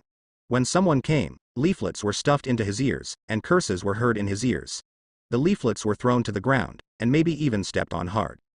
With a huge amount of money, Aurelius could have escaped from this hell at any time, but he didn't. He must continue to stay here until his Obscurus fully matures. Aurelius seemed to be handing out leaflets, but his heart was actually focused on his summoner heritage. As a level 1 summoner, Aurelius can use a total of 4 summoner skills. In addition to the Mark and Ghost step that have been used, there are also Healing and Clarity. The 4 summoner skills all have very magical powers, but there is no damage skill. This is also the reason why Aurelius is a little constrained in his actions now. There were many things that could be easily and directly solved with force, but he had to rack his brains to ensure that the plot would not deviate too much and to ensure that his goals could be achieved. This feeling is very unpleasant. But thinking about the wonderful life in a few days, Aurelius gained the motivation to persevere again. Whoosh. There was no resistance at all, and a strange rotating force pulled him. He felt a little uncomfortable, and the next moment he appeared on a street corner. Not surprisingly, Grindelwald came to find him. You look troubled, Grindelwald said. I have to live in Tangle. Aurelius closed his eyes and leaned against the wall. Planning is very labor-intensive, and the silence in my mind is burdening my spirit all the time. My child, you are very good, otherwise I wouldn't let you help me, right? Grindelwald's patience seems to be not as good as yesterday. Aurelius has not brought him good news for so long. Green DeVoe also became increasingly anxious. He can't stay in Magnesium Country for too long. His followers need him, and his great cause needs him to advance. Is there any new news? Grindelwald went straight to the point. Aurelius' eyelids twitched and he lowered his head, not just to play credence, but to avoid legilimency. Although eye contact is not a necessary condition for legilimency, avoiding eye contact and being vigilant can greatly reduce the chance of being legilimency. However, I don't know if this kind of resistance will be useful to a wizard of Grindelwald's level. Maybe a little. Aurelius said softly. What? Aurelius' words made Grindelwald happy. He grabbed Aurelius' arm and lowered his voice. What did you find? Aurelius blurted out. Tien, Siler, Albert, Kevin, Abraham, Delaris, Joan and Modesty should be one of them. Why? Grindelwald calmed down and asked calmly. Because they are the only ones who always stay with their mother. Grindelwald breathed a sigh of relief and warned again. Credence, I saw the great power of that child. Although I don't know whether he is a boy or a girl, he must not be more than 10 years old. Well, then Tion and Delaris can be ruled out, they are 11 years old. Excellent, child, continue to investigate. Grindelwald's voice became gentle and charming, his palm gently stroked Aurelius's hair, and said emotionally, I also saw something else, Claydence, I never told you. I saw you standing side by side with me, you were the only one in New York who had the trust of these kids, you were the key. I see, you want to join the wizarding world, and I want that too. Credence, it's all for you. Find the child, and we will all be free. Aurelius was almost moved, but he knew clearly that Grindelwald only cared about Obscurus, and he was just a pawn that could be discarded at any time. Besides, he will soon be as powerful as Grindelwald and Dumbledore, and his potential is even greater. He possesses the summoner system and can learn wizard magic. Why should he be inferior to others? I'll try my best. It's not about trying your best, it's about having to do it. Grindelwald interrupted him and took out a pendant from his pocket, a very special pendant. A triangle with a ring in the middle and a straight perpendicular line dividing the triangle and the circle into two halves. I rarely trust people so much, but you are different, Credence. Grindelwald stretched out his hand to hang the pendant around his neck, and warned. As soon as you find the child, touch this symbol, and I will know. Then I will come to you immediately, and if it is done, you will be respected, and all wizards will respect you, forever. Finally, there is Grindelwald's signature loving hug, and Aurelius is a little uncomfortable with a man being too close to him. This child is dying. Credence, you are saving him. Time is running out. It really seems like you are coaxing the child. Aurelius thought about what Grindelwald had just said, and he had to admit that without his own time travel, Grindelwald had almost brainwashed Credence, a child who had been abused since childhood. He has never seen the light, only a little bit of warmth can win him all. Grindelwald is arrogant and looks down on any human being who does not have magical abilities. In Grindelwald's chain of contempt, muggles, ordinary people who cannot use magic are undoubtedly the lowest, followed by squibs who are not affected by muggle expulsion spells but cannot cast spells. The contact between Credence and Grindelwald started from a chance encounter, which made Grindelwald think that Credence was a squib living in the muggle world. He easily won Credence's trust, making Credence willing to work for him. But he never expected that Credence, whom he thought he had under control, would be transported by a visitor from another world. I'll win you because of your poor information. The confrontation with Grindelwald is the most difficult level for Aurelius. Aurelius, who is now unable to fight back, faces one of the two top wizards in the world, and one can imagine the pressure he feels. Fortunately, they are not hostile. At least in Grindelwald's eyes, Aurelius, a cheap squib, is working for him. Fooled me again. Aurelius was in a good mood. In this happy mood, Obscurus, who kept causing him trouble, calmed down a little. But he was happy too early. When he returned to Second Salem, Aurelius met Mary's cold gaze. Where have you been? Aurelius secretly thought it was not good, but he still walked over bravely, rationally telling him not to make excuses now. Sorry, Mom, I'm late. You were distracted during my speech and interrupted the rhythm of my speech. Mary sat on the stairs, held her forehead, and spoke softly, like a devil's whisper. Sorry, Mom. You left without saying goodbye and almost missed my business when you came back. Sorry, Mom. I asked you to hand out flyers, but you disappeared again and haven't even come back until now. Sorry, Mom. Don't call me Mother. Mary's voice rose an octave and she stood up. Standing on the stairs, she stared down at Aurelius. I'm not your mother. Your mother is evil and abnormal. Woman. Aurelius was stunned. He raised his head and looked at Mary's sharp gaze. You know? Aurelius asked, his voice changing from its usual cowardice. I know. Of course I know. You monster. Your mother is just as much a monster. You destroyed my home. Killed my husband. Mary spoke uncontrollably in rage. But as soon as she finished speaking, Mary reacted and subconsciously took a step back, almost tripping over the steps and holding on to the handrail to steady herself. Aurelius stared at her. I am a wizard, you know it, and you have known it for a long time. Maybe she let it slip, so Mary simply broke the pot and vented all her resentment and anger for more than 10 years. How could I not know? I have a happy family and a husband who loves me. My husband is kind. When he saw you, he took pity on you and adopted you. He treated you like his own son, but what about you? What did you do? You burned him alive with fire that winter night. Mary was hysterical. Aurelius took a step back and understood. Credence showed his magical talent early on, but he was too young at the time, so he had no memory after he traveled through time, because even Credence himself had forgotten those memories. Credence's magical riot created a fire that burned Mary's husband to death. So here comes the question. Why would a 2 or 3-year-old child burn to death someone who loved him very much? Aurelius also wanted to know. At this moment, his consciousness seemed to see through Mary and travel through time and space. In the cold winter, a slightly old house. There was a fat man, wrapped in a thick quilt, with an awkward smile. The woman asked him why he forgot to buy firewood. It wouldn't be so difficult if the fireplace could light a fire. Then, the fire started. The entire house was suddenly engulfed in flames.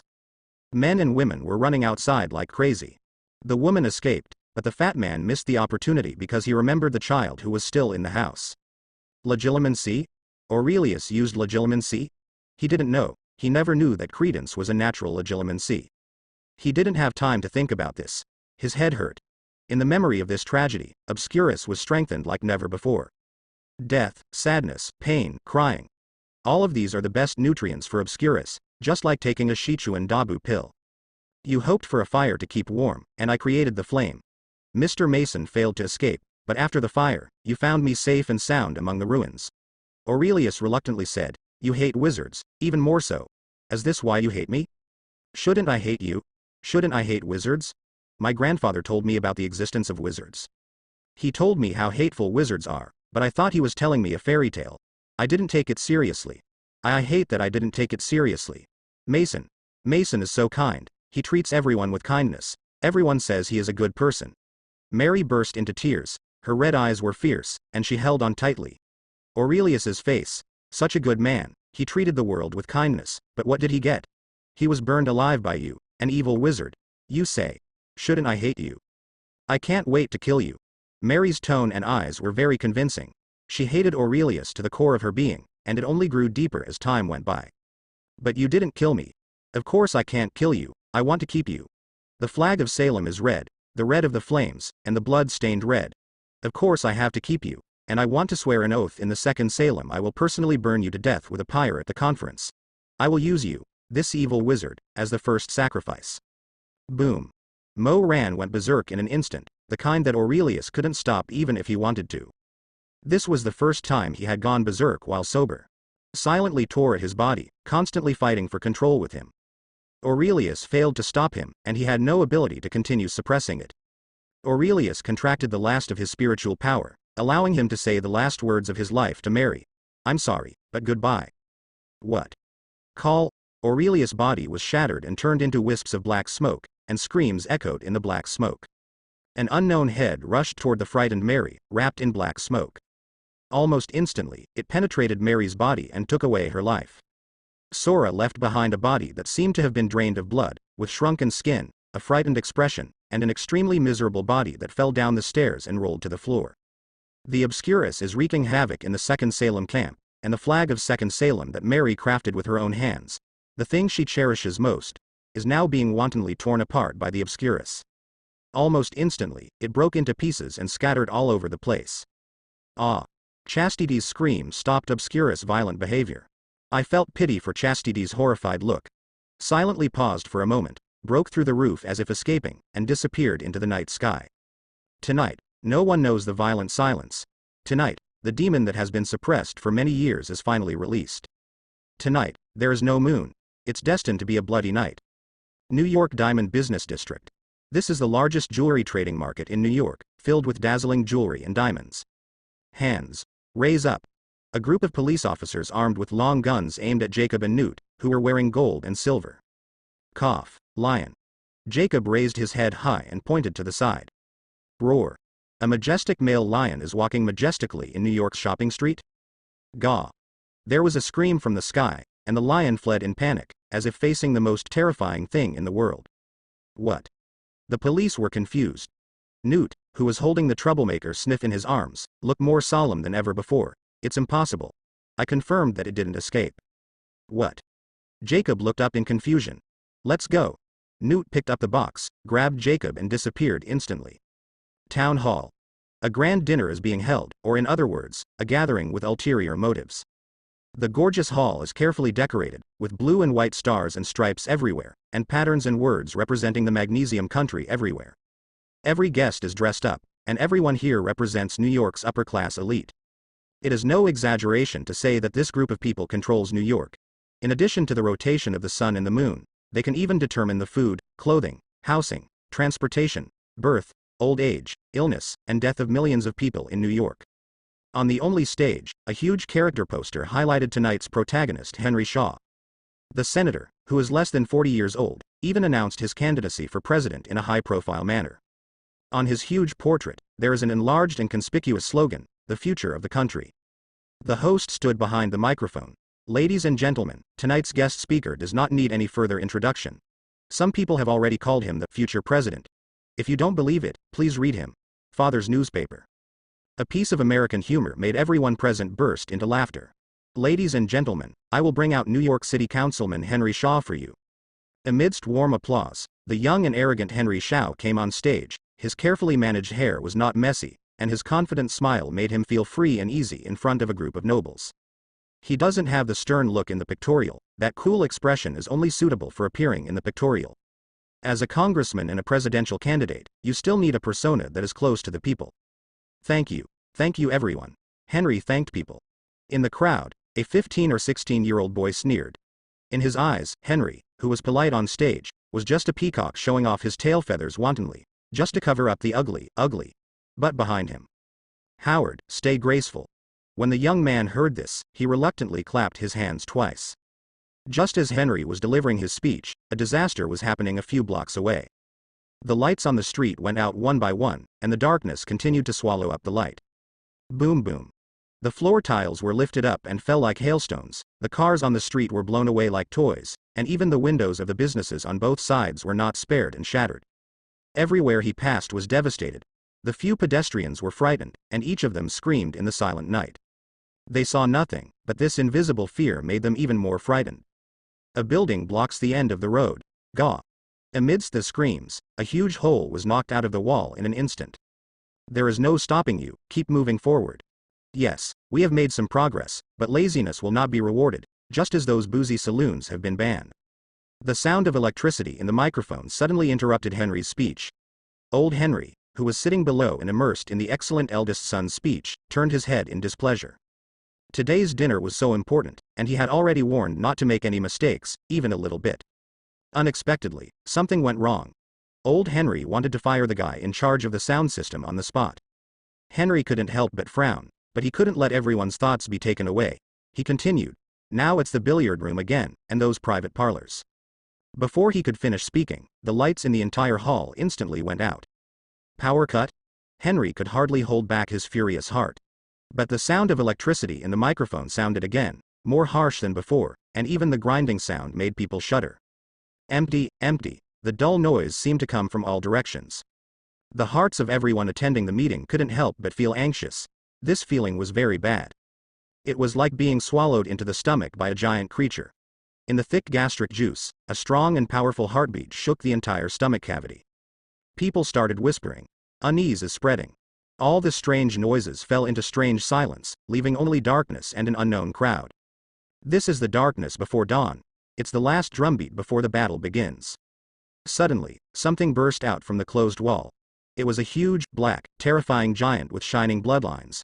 With a shrill roar, it launched a brazen attack in the splendid hall. Neatly arranged small round tables flew up one after another. Upper-class people in suits and ties fell to the ground one after another. The bright light bulbs were smashed and fell to the ground, making an extremely noisy sound. The entire city hall was in chaos. A group of unlucky souls were passed through in silence, and their fate was the same as Mary's. They would all be drained of blood and become ugly mummies in gorgeous costumes. Even if you avoid the front ones, they still feel uncomfortable. It's as if they were hung on a street lamp to dry for several days. Their skin is dry and even cracked. That thing rushed straight to the stage, and everyone abandoned the so-called upper-class elite's cultivation and etiquette, leaving only the instinctive and terrifying screams. Standing alone on the stage, Henry Shaw had no time to react. In an instant, he was sucked dry by the terrifying power and then torn apart. The dry head rolled off the stage. All these disasters come and go quickly. A big hole was opened in the wall where the poster was originally hung, and there was no movement except for people's screams and cries. Only then did people believe that the terrifying thing had left. Old Henry staggered through the mess. He was so confident a minute ago, but his proudest son had turned into pieces before his eyes. Old Henry knelt down next to his son. The white-haired leader of the media empire completely lost his former wisdom and calmness at this moment. Tears were streaming down his wrinkled face, and he held the painful and frightened heart tightly with both hands. His withered head was filled with grief. It's a wizard. The scene in the city hall is just a microcosm. In fact, this unprecedentedly powerful Obscurus has brought unprecedented devastation to the city. Under Aurelius's deliberate indulgence, Obscurus no longer concealed his whereabouts. It floats in the sky like a black cloud, and nothing can block its path. Cars are its playthings, and buildings made of steel are no better than paper. It's like a naughty kid playing around in New York City. People who were awakened by the disaster were screaming and wailing. Such human tragedies continue to spread around, until they spread to the entire city. Ahem. Ha, dear, are you having fun? Aurelius's voice sounded from the black mist. The crimson light tore through the black mist of Obscurus. 6 floating mysterious runes together formed a cubic cage, locking Obscurus firmly in the center. Turning around, one rune after another was integrated into Obscurus' body. Contract. The contract from the summoner has been simulated countless times by Aurelius. Everything is for this moment, silently screamed and quickly fell to the ground. Amid the chaos, Aurelius' staggering figure reappeared. Ahem, maybe there was too much dust here, so Aurelius coughed twice and stumbled out of the ruins. His body was a little tired, but his spirit was extremely exciting. So relaxing. An unprecedented feeling. It was as if the mountain I was carrying on my back had disappeared. All that is left is the silence lingering in my mind, like a good baby. Aurelius even went too far with the contract made from the heart. He bullied Obscurus into not having his own consciousness, and relied on his understanding of the contract from his inheritance to tamper with the contents of the contract without authorization. This is not the usual equal contract between summoner and defender hero at all. It is even more impossible for Aurelius to silently conclude an equal contract with a negative energy body that has no consciousness and relies solely on instinct. This is an unequal contract. It can even be called a slave contract. Under this contract, Aurelius can maximize the control of Obscurus' power for his own use. This is something every summoner knows, but it is also a taboo for every summoner. Not to mention that it is impossible for the defender hero to agree. Even if he is coaxed into signing a contract, if the hero wants to do something during the battle, the consequences will be disastrous. Only Aurelius has this condition. Obscurus, who cannot give birth to consciousness, will not oppose him. He is the absolute leader in the contractual relationship. This wave is not a loss. Feeling the power of Obscurus, Aurelius showed a wanton smile on his face. The moment the contract is completed, Obscurus' power is in his hands, another small advantage of the slave contract. What surprised Aurelius was that the heroes in Valoran all had obvious preferences, such as warriors, mages, tanks, assassins, etc. These are all derived from the skills chosen by the heroes themselves and the heroes themselves. Determined. Most other summoners follow certain systems when cultivating heroes. But Obscurus didn't. Under the dual effects of the slave contract and the special existence of the Obscurus itself, the Obscurus can almost be regarded as a blank sheet of paper. Obscurus's growth is completely at Aurelius's will. This is both a freedom and a restriction. With no precedent to rely on, the height that Obscurus can reach in the future depends entirely on the training of Aurelius. I haven't been exposed to magic yet, and I know nothing about magic. I can't act recklessly. If I go the wrong way, I won't regret selling the medicine. Aurelius thought about the consequences and made a decision. The training of the Obscurus wizard in magic should be postponed, at least until he has a sufficient understanding of magic before making a decision. In terms of growth, you can get started with part of the summoner system. He directly accepted the inheritance, and no one understands the summoner system better than him. Upgrading the hero level and constructing runes can be put on the agenda. But none of these can be effective in a short time. For now, the only thing he can rely on is the power of Obscurus itself. This is enough. Obscurus is powerful enough. Apart from Lao Gelao Dang, there are probably not many people left who can defeat me. Noticing the gathering crowd, Aurelius knew it was time to leave. With the thought, the hero possessed him, and Aurelius suddenly turned into a black mist. Summoning a hero for the first time was a wonderful experience. He is both Obscurus itself and seems to be independent from the outside. No negative emotions affect him, but he can use his fingers like an arm. It's hard to say anything else. I'm definitely good at learning black magic, good guy. The most dangerous influence of black magic is completely useless to me. As for Obscurus, who endures those negative emotions, Obscurus is afraid of negative emotions. Directly disappearing into a transparent and invisible form, Aurelius left quickly. Compared to the big scene when he arrived, he left quietly. Aurelius left with a slap on his face, but the mess he left behind almost drove Chairman Pickery crazy. What the hell is this? On the Mac's huge wheel engraved with the threat level of magical exposure, the metal pointer moved from serious to urgent, accompanied by a low buzzing alarm sound. The wizards who were still in the Magic Congress and had not gotten off work gathered together in twos and threes, whispering nervously to each other. The topic was all about the sudden death of No Major. From time to time, they would look up at the turntable and say words like, "No Maj, President, magical creatures." Unfortunately, under such a huge crisis, there is no joy in the Magical Congress. President. A No Maj presidential candidate was killed openly, in full view of everyone. Hundreds of pairs of eyes stared at him. Half of New York was destroyed. Merlin. Hundreds of years. A disaster that has not happened in hundreds of years. Pickery roared angrily, almost denting the table in front of her. More than a dozen powerful wizards in the Magical Congress remained silent. Faced with the biggest exposure crisis in the hundreds of years since the Secrecy Act was implemented, everyone felt desperate. The war that made them fearful seemed to be unstoppable this time. Chairman Pickery. A large group of people burst into the door.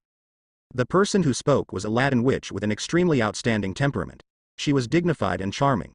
The witch's mysterious temperament and high-ranking majesty were vividly displayed in her. Vetcha. I'm sorry, I don't have the energy to receive the delegation from the International Federation of Wizards right now. Pickwelly said, exhausted. Please call me Minister Santos. The witch looked serious, glanced at the Maca officials, and said, we didn't expect that the matter has become so serious. Chairman Pickwelly, how long are you going to hide it?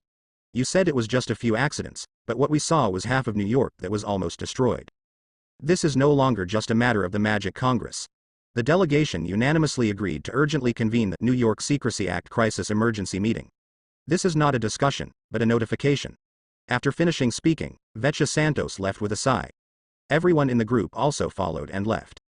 The top management of the Magic Congress were left in a state of panic, almost exhausted. Mr. Graves, call all the Aurors to control the situation. New York must not be destroyed anymore. Pickery lay on the chair, his eyes closed and weak. Graves, disguised as Grindelwald, responded. After Grindelwald left, Pickery said pessimistically, everyone, go to work and pray that we can still save the day this time.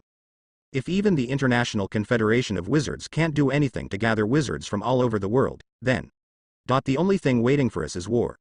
Think about Salem a few centuries ago. What we will face will no longer be a few purifiers, or a few villages bewitched by the purifiers, but billions of no mice around the world. Second Salem. A twisted figure emerged, and the courageous and suave Grindelwald appeared. He is in a hurry. He knows very well that the only person who can cause this disaster is Obscurus, but he has not found it yet. But he was also happy, even excited. A dark force capable of destroying half of New York, this Obscurus was more powerful than he expected. He was impatient and couldn't wait to appear in front of him.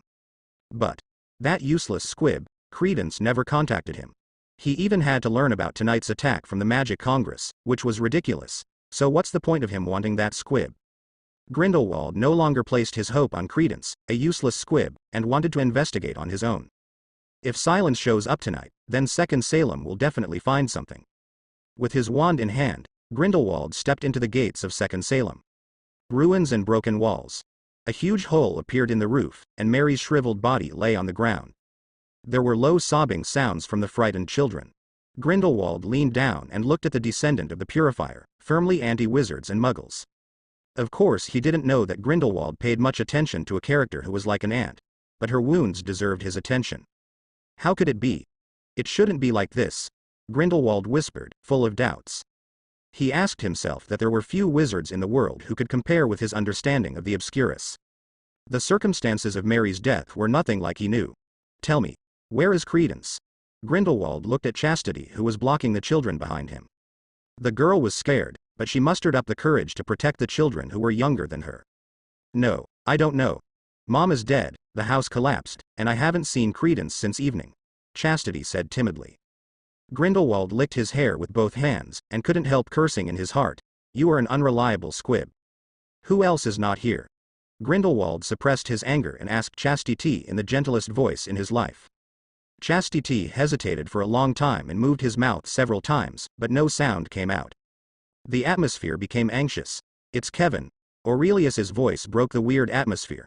He broke in, gave Chastity a reassuring look, and said to Grindelwald, "Kevin Bearburn." I saw a puff of black smoke turn into him. Upon hearing this, Grindelwald appeared in front of Aurelius almost teleportingly, grabbed his collar and pushed him against the wall, almost gritting his teeth. "Why didn't you inform me?" Aurelius lowered his head. He was still afraid of legilimency. Before he learned occlumency, or before he verified a conjecture, he might never be able to look directly at Grindelwald. "I lost track. I'm here. I saw him on the street corner. He was very scared when he saw me, and almost instantly turned into black smoke and disappeared. I even thought I might have seen it wrong. Damn it." Grindelwald slapped the wall hard, sending down a burst of dust. He stared at Aurelius fiercely. "Aurelius. You damn squib. I trust you so much, I gave you chance after chance. Do you know what happened? He is in New York City. He was wreaking havoc here, and he destroyed most of New York. And you, the only person who has ever seen him, lost the only chance to catch him." Aurelius closed his eyes and looked regretful. "I'm sorry, I will definitely help you find him." "You have no chance. You squib. I should have noticed it the first time I saw you. Your ancestors have magic, but you have no magic." Aurelius leaned against the wall. He was not angry. What was there to be angry about when he already knew something? He only saw an angry dark wizard and a cold-blooded careerist. There are many people who are immersed in Depp's white-haired charm, but they can put aside these personal charms belonging to the actor. This character, Grindelwald, is nothing more than a cold-blooded careerist. He needed credence to help him find the Obscurus, and before he could get it, he coldly abandoned this squib, who had done so much for him. But when he realized that the real Obscurial was Credence, he looked as cheerful as if the cold words before were not his. The capricious behavior of a villain. Is this really the behavior and means of an ambitious man who wants to subvert the world? Maybe Grindelwald has the best combat power in the world, or maybe his charisma is enough for him to have thousands of supporters. But in the eyes of Aurelius, he was still just a careerist with great ambitions and little talent. In this magical world built by Rowling, magic is not the only thing. Power can do many things, but not everything can be solved by force. As a wizard, Grindelwald is undoubtedly powerful, but as a leader and an ambitious man who wants to subvert the world and rebuild it, his methods. Oh, that's all. Aurelius smiled sarcastically as he watched the furious Grindelwald disappear before his eyes. Credence, Kevin, who is Kevin? Chastity came over. Aurelius shrugged. How do I know who he is? I'm just talking nonsense. He casually tore off Grindelwald's pendant around his neck, and the black mist escaping from his palm corroded it completely, turning it into a piece of waste. Iron. Mom is dead. What should we do? Chastity felt confused about the future. Mary was not kind to the children. Although she was not as cruel as Aurelius, it was common for them to be starved and forced to stand when something went wrong. She was like a big mountain weighing on the hearts of these hundreds of children, but when she was dead, the mountain disappeared. Facing a strange world, these children, who are only 16 years old at most, are full of confusion and fear of the unknown. What should we do? Aurelius looked at her and smiled. Don't worry, we can take good care of them. Chastity looked at Aurelius. She felt that Aurelius was a bit strange. Is this still the submissive Aurelius? But she was smart and didn't speak. Her room was on the second floor. The quarrel before her mother Mary's death was hidden from her ears. But the little girl is smart, she won't hear it, and she can't hear it. She was sleeping soundly, until she was awakened to find that her home was destroyed and her mother was dead. She had never seen Credence, not since he distributed the flyers in the evening. Ha, didn't you catch up? Newt and the dizzy Jacob stood in the ruins with their arms akimbo. The place was severely damaged, and the upper half of the two buildings were smashed to the ground. Fortunately, this does not seem to be a residential area, but an office building. Otherwise, many muggles would be killed by such destructive power. I vomit. Jacob vomited, and the strudel that his goddess had carefully prepared for him was vomited all over the floor. Sorry, Jacob, it will be a bit uncomfortable for people who are not used to having their entourage appear multiple times in a short period of time. Newt apologized. No, I'm fine. Just a little, yuck. The farce is over, Mr. Scamander. Tina appeared in front of them with a wand. The wand flashed faintly, and the spell was ready to go. Tina. You don't understand the seriousness of the matter. That is a terrible creature, Newt defended. Yes. It's terrible. Very terrible. I saw it, it destroyed several blocks. Tina interrupted Newt rudely. She looked at Jacob who was vomiting and looked at Newt hatefully. What did you do to him? He's still a patient. It's just the after effects of the follower's appearance. It will be fine after a while. Just? I'm sorry, Mr. Scamander. I have to take you to the Magic Congress. What you did can no longer be described as negligence and accident. Tina flicked her wand. Newt was instantly disarmed, and his hands were forcibly tied behind his back, and the suitcase in his hands fell to the ground. Tina, no. We have to find it quickly. Woo woo woo. Newt's mouth was sealed, and he could only whine helplessly. Tina grabbed Newt with one hand and supported Jacob with the other. Sorry, Mr. Kowalski. I promise you, this is the last time. Magical Congress, outside the Pentagon office. Ms. Pickery, president of the Magic Congress, talks with her most effective deputy, Mr. Graves. Did you find it? No, all our personnel have been dispersed, but most of them are maintaining the situation, cleaning up memories, and restoring destroyed streets and buildings. Is this what Aurors should do? I want you to find the culprit. Mr. Graves, look. Pickery pointed at a magic map, which kept flashing and disappearing. That is a real-time magic map of New York. Through this map, the Magical Congress can grasp the situation in New York at every moment. But this is just a side effect. The real purpose of the map is to supervise the owner of each one. The map of destroyed street communities continues to grow. Although the magnitude of the damage decreased, the scope of the damage expanded, and even the east and west ends were attacked simultaneously. Grindelwald frowned. Pickery didn't he know? He was almost obsessed with searching for Obscurus. As early as after leaving Second Salem, Grindelwald ran towards the location where he was attacked. But what he saw was not the Obscurus he expected to see, but a bird snake, an invisible beast, and several other magical animals. I'm going to a meeting now, Mr. Graves. I hope you can hear good news before the meeting ends. Pickery turned and entered the office. The Pentagon office is used as the office of the President of Congress on weekdays and is also used for receptions by the President. But today, it is the place used by the Magical Congress of Magnesia to hold a grand meeting. The Pentagon office was influenced by the design of the debate rooms of the British House of Commons and the House of Lords, and the overall presentation is in the style of a Gothic debate room. There are stepped seats on both sides. These seats are usually hidden by magic, but at this moment they are filled with participants who have rushed from the Ministry of Magic around the world. Chairman Pickery sighed secretly and took the position of Speaker of the House of Commons inside. This is not because the Magic Congress is the host. If there is no way to solve the crisis of the expiration of the Secrecy Act, her current position will be the altar of the flag. Our friends from Magnesia can actually allow loopholes in the national secrecy law, threatening to expose everyone.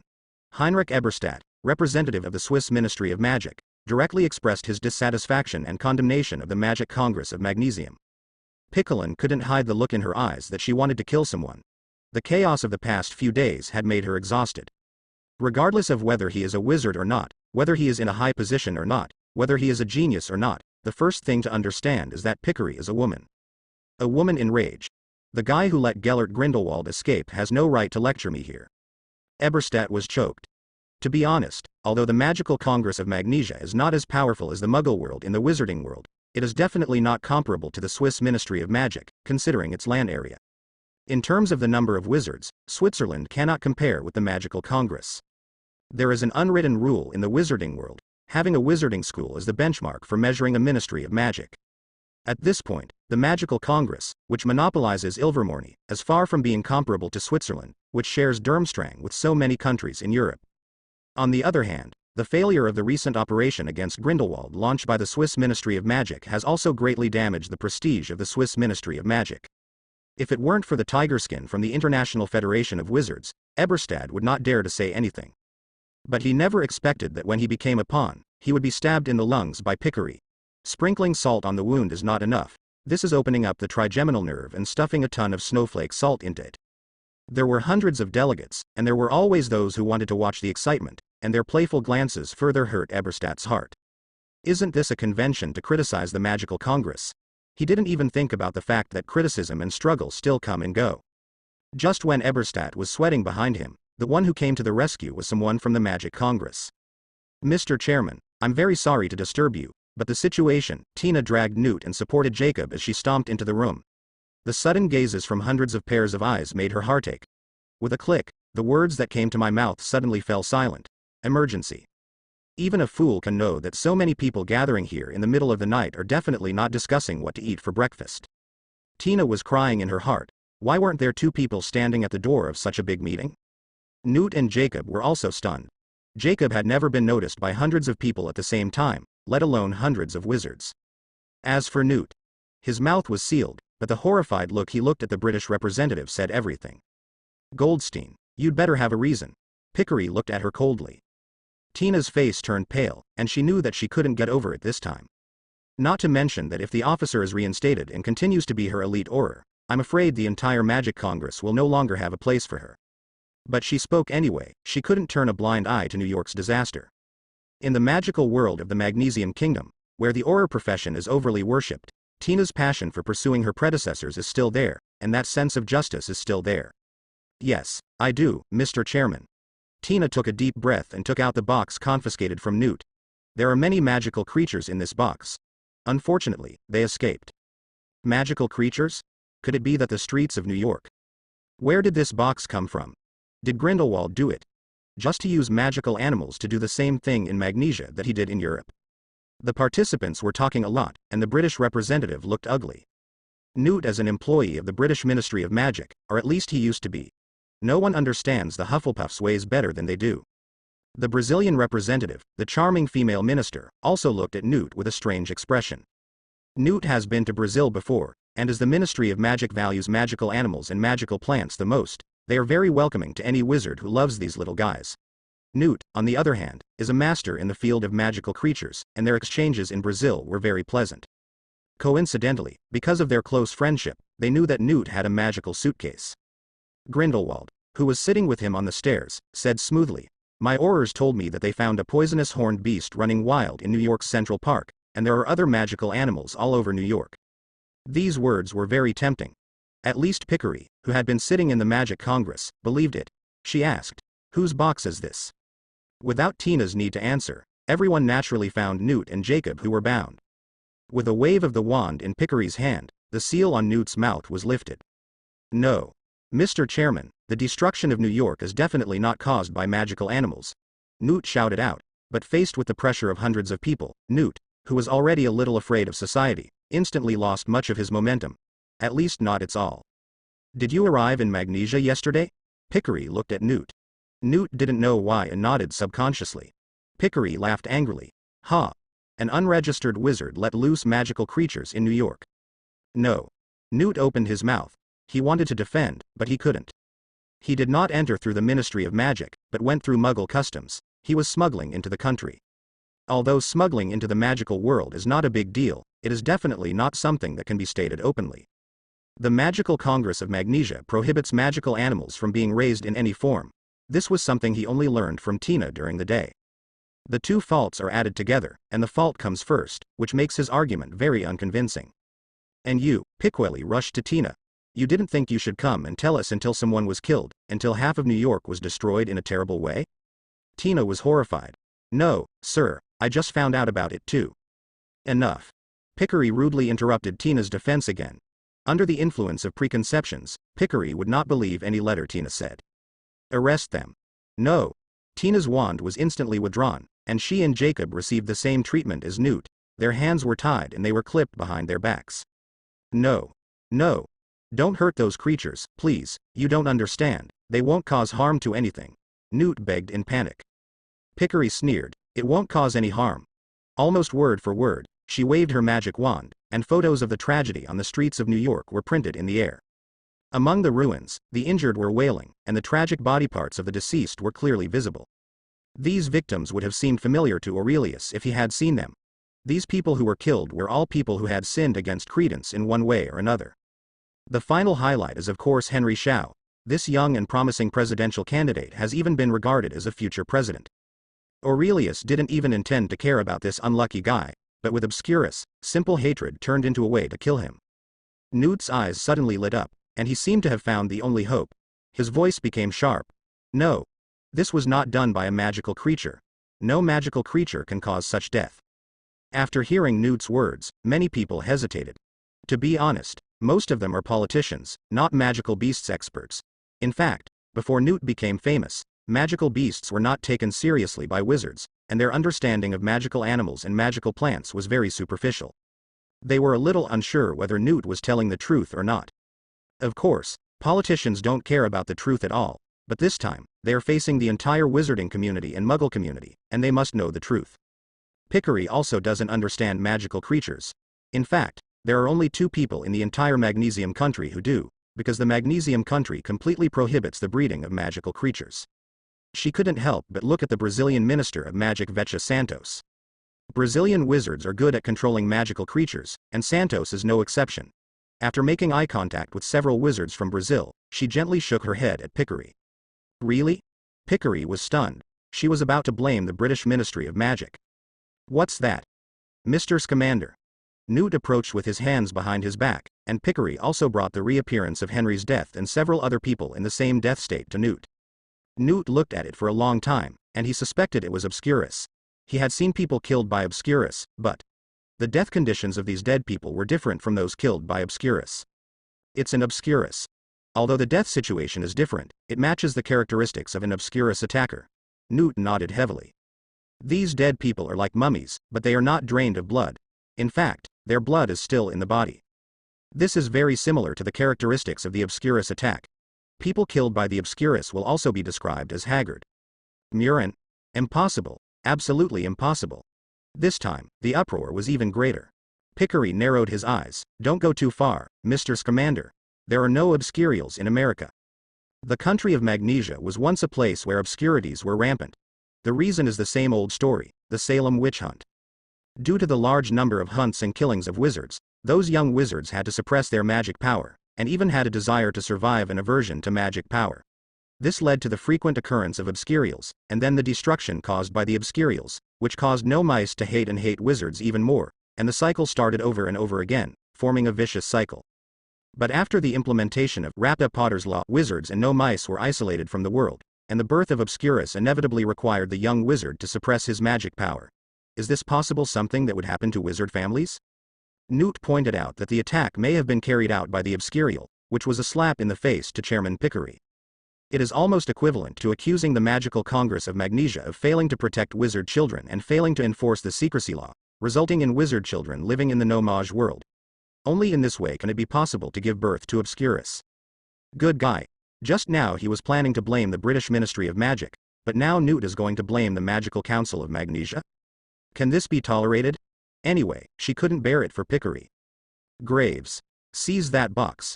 Take them into custody, all Aurors, capture all the magical animals in the city, and if necessary, kill them. No. Second Salem. Okay, children, go back to bed first. Aurelius used a gentle voice to send the tired children to the backyard. Second Salem is actually very big, big enough to house hundreds of orphans. This used to be the church's almshouse, but under Mary's deliberate intervention, she became the owner of the almshouse. Only the almshouse could take in hundreds of children without any trouble. Since the main building was destroyed, although there was no collapse, the big hole in the ceiling had already made the main body crumbling. Of course, Aurelius couldn't let the children live in a dangerous house. Although he didn't mind killing, he was not a murderer. There were a lot of killings tonight. Even if he didn't do it himself, it was still the result of his deliberate indulgence. More than half of New York was destroyed, and one could only imagine how many people would be buried under the rubble. He didn't want anything to happen again. Chastity, take good care of the children. Let them squeeze in for a few days. I will go to the insurance company. Mary has paid the insurance. After Aurelius sent the children to other rooms, he followed Chastity. Stiti said. Chastity pursed her lips and just nodded without saying a word or asking anything else. Aurelius also breathed a sigh of relief. He didn't ask. It was best not to ask. He straightened his clothes and planned to go out again. He monitors Tina and makes a discovery. Do you want to go out? Chastity asked. Aurelius touched her hair and smiled. Don't worry, Chastity, it was just a nightmare. When I woke up, it was still the warm sunshine. A 16-year-old girl. It's hard for her. Aurelius stepped into the ruins of the main building and was about to leave, but suddenly his mind moved. He had a minor question and wanted to take the opportunity to get some explanation. With a movement of his body, he appeared on the second floor in a blink of an eye. That's Modesty's room. Modesty was Mary's favorite child before. Mary adopted her from a family of 12 because she couldn't afford to raise them because there were too many children. It is also the child that Credence, the predecessor, thinks is the child Graves is looking for. This little girl is very strange. Somewhat lonely. I often sing the song, Witch's Broom, and Hopscotch when I'm alone. In the original plot, Credence found a small wooden stick that looked like a wand from under her bed. This was the direct reason why Mary wrongfully accused Credence and caused Credence to lose control and kill her. Is it a magic wand? Aurelius longed for a magic wand. Although he had the superpower of Obscurus, he still knew nothing about magic. The prerequisite for casting spells is a wand. You can't expect Aurelius, who has never even started magic, to learn to cast spells without a wand. The atomized hand pulled out a small wooden stick from under Modesty's bed, and a strange feeling burst out from the bottom of her heart. Is it really a wand? Aurelius murmured. Although he had never seen a real wand, it looked similar and had this wonderful feeling. He couldn't think of any other possibility other than a wand. Is Modesty a wizard? Why does she really have a wand? Aurelius had countless questions in his heart. He thought it might be necessary to get to the bottom of it. But not now, not today. It was a rare opportunity, and he had to find a way to get some magic books. Rolling up his wand, Aurelius turned into black mist and escaped under the cover of night. Brownstone Apartments. The owner of this apartment is Mrs. Esposito, an old lady with eccentricities who hates single female tenants bringing men back.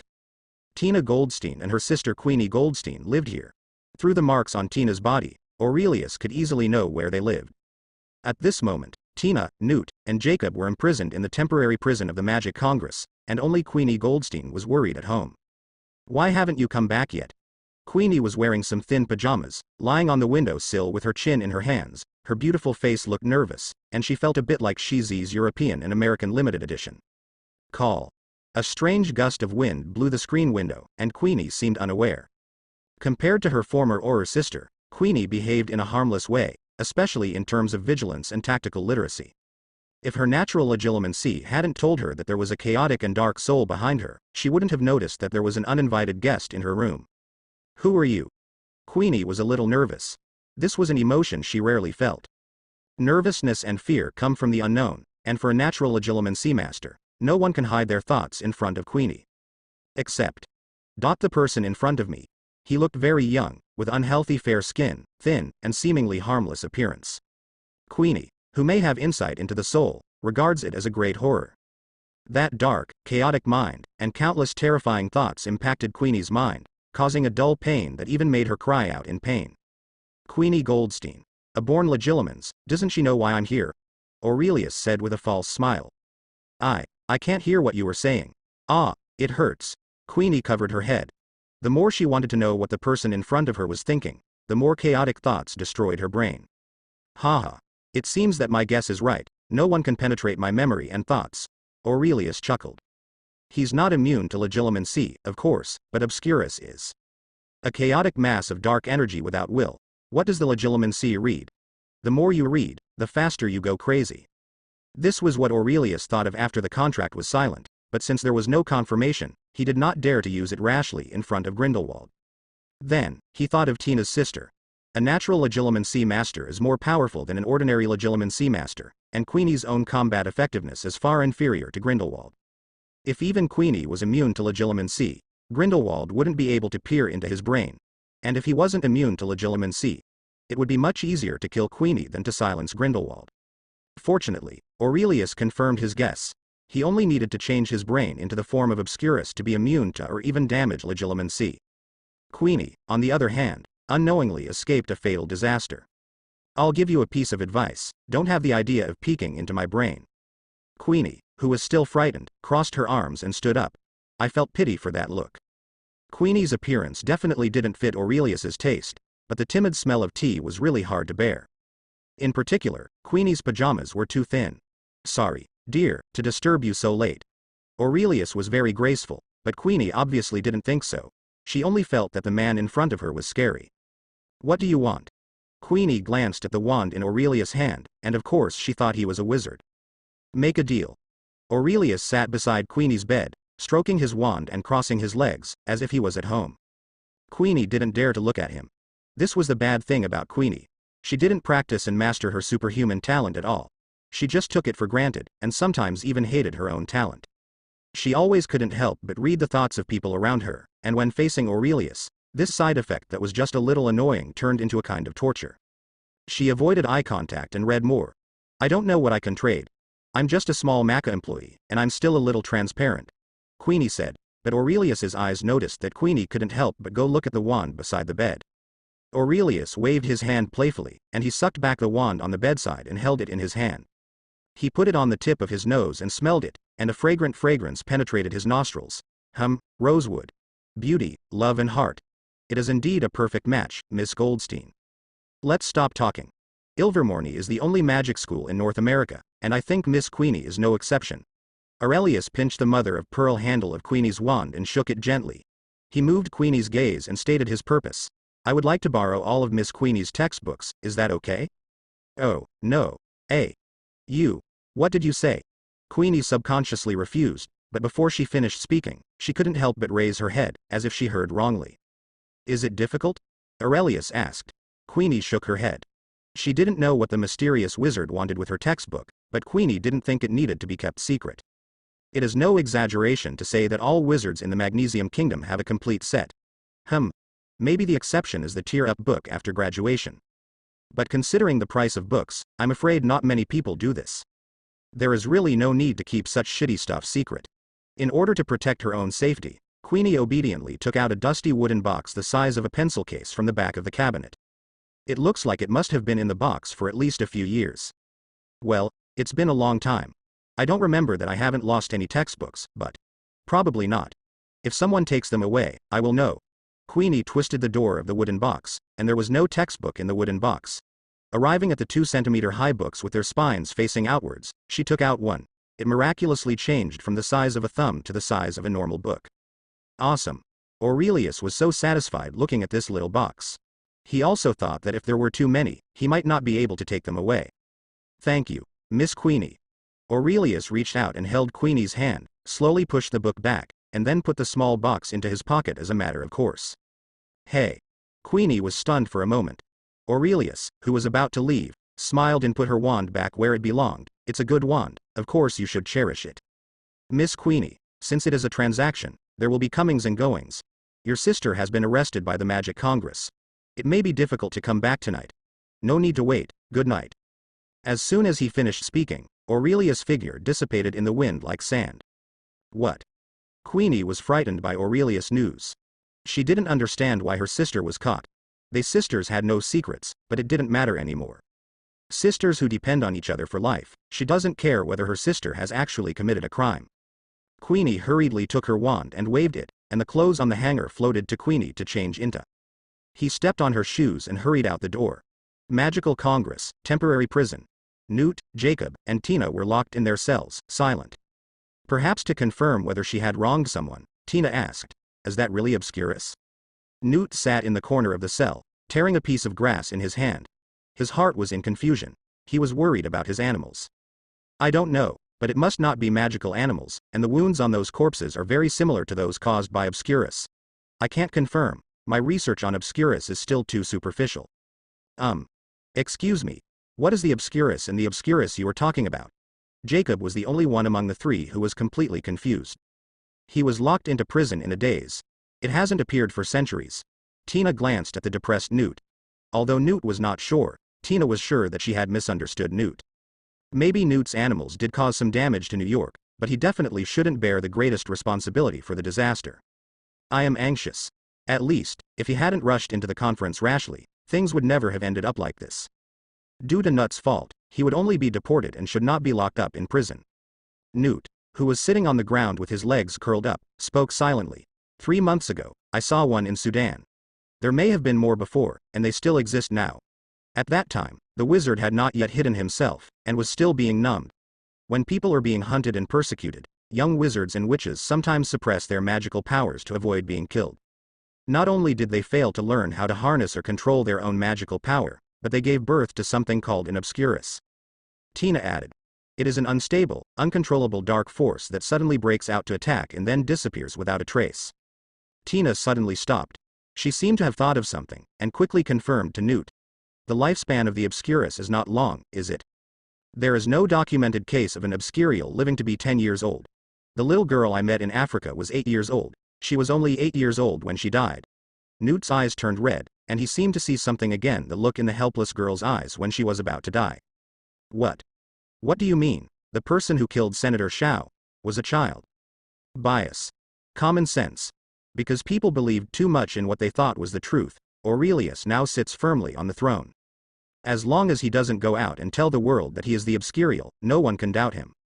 Even if he said it, he might be regarded as a lunatic and would just laugh.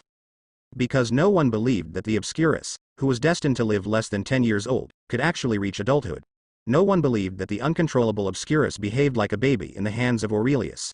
No one believed, it was that simple. Sitting majestically on top of the Woolworth building, the backlight did not affect Aurelius' vision at all. Obscurus is not affected by light. Aurelius only needs to turn his eyeballs into Obscurus to be able to see in the dark night. To be honest, this was much better than Aurelius' own vision. The dark eyeballs, without the whites of the eyes, make people shudder to look at them. Leaning on the lightning rod, Aurelius held up a book with one leg and swung the other leg outside the wall.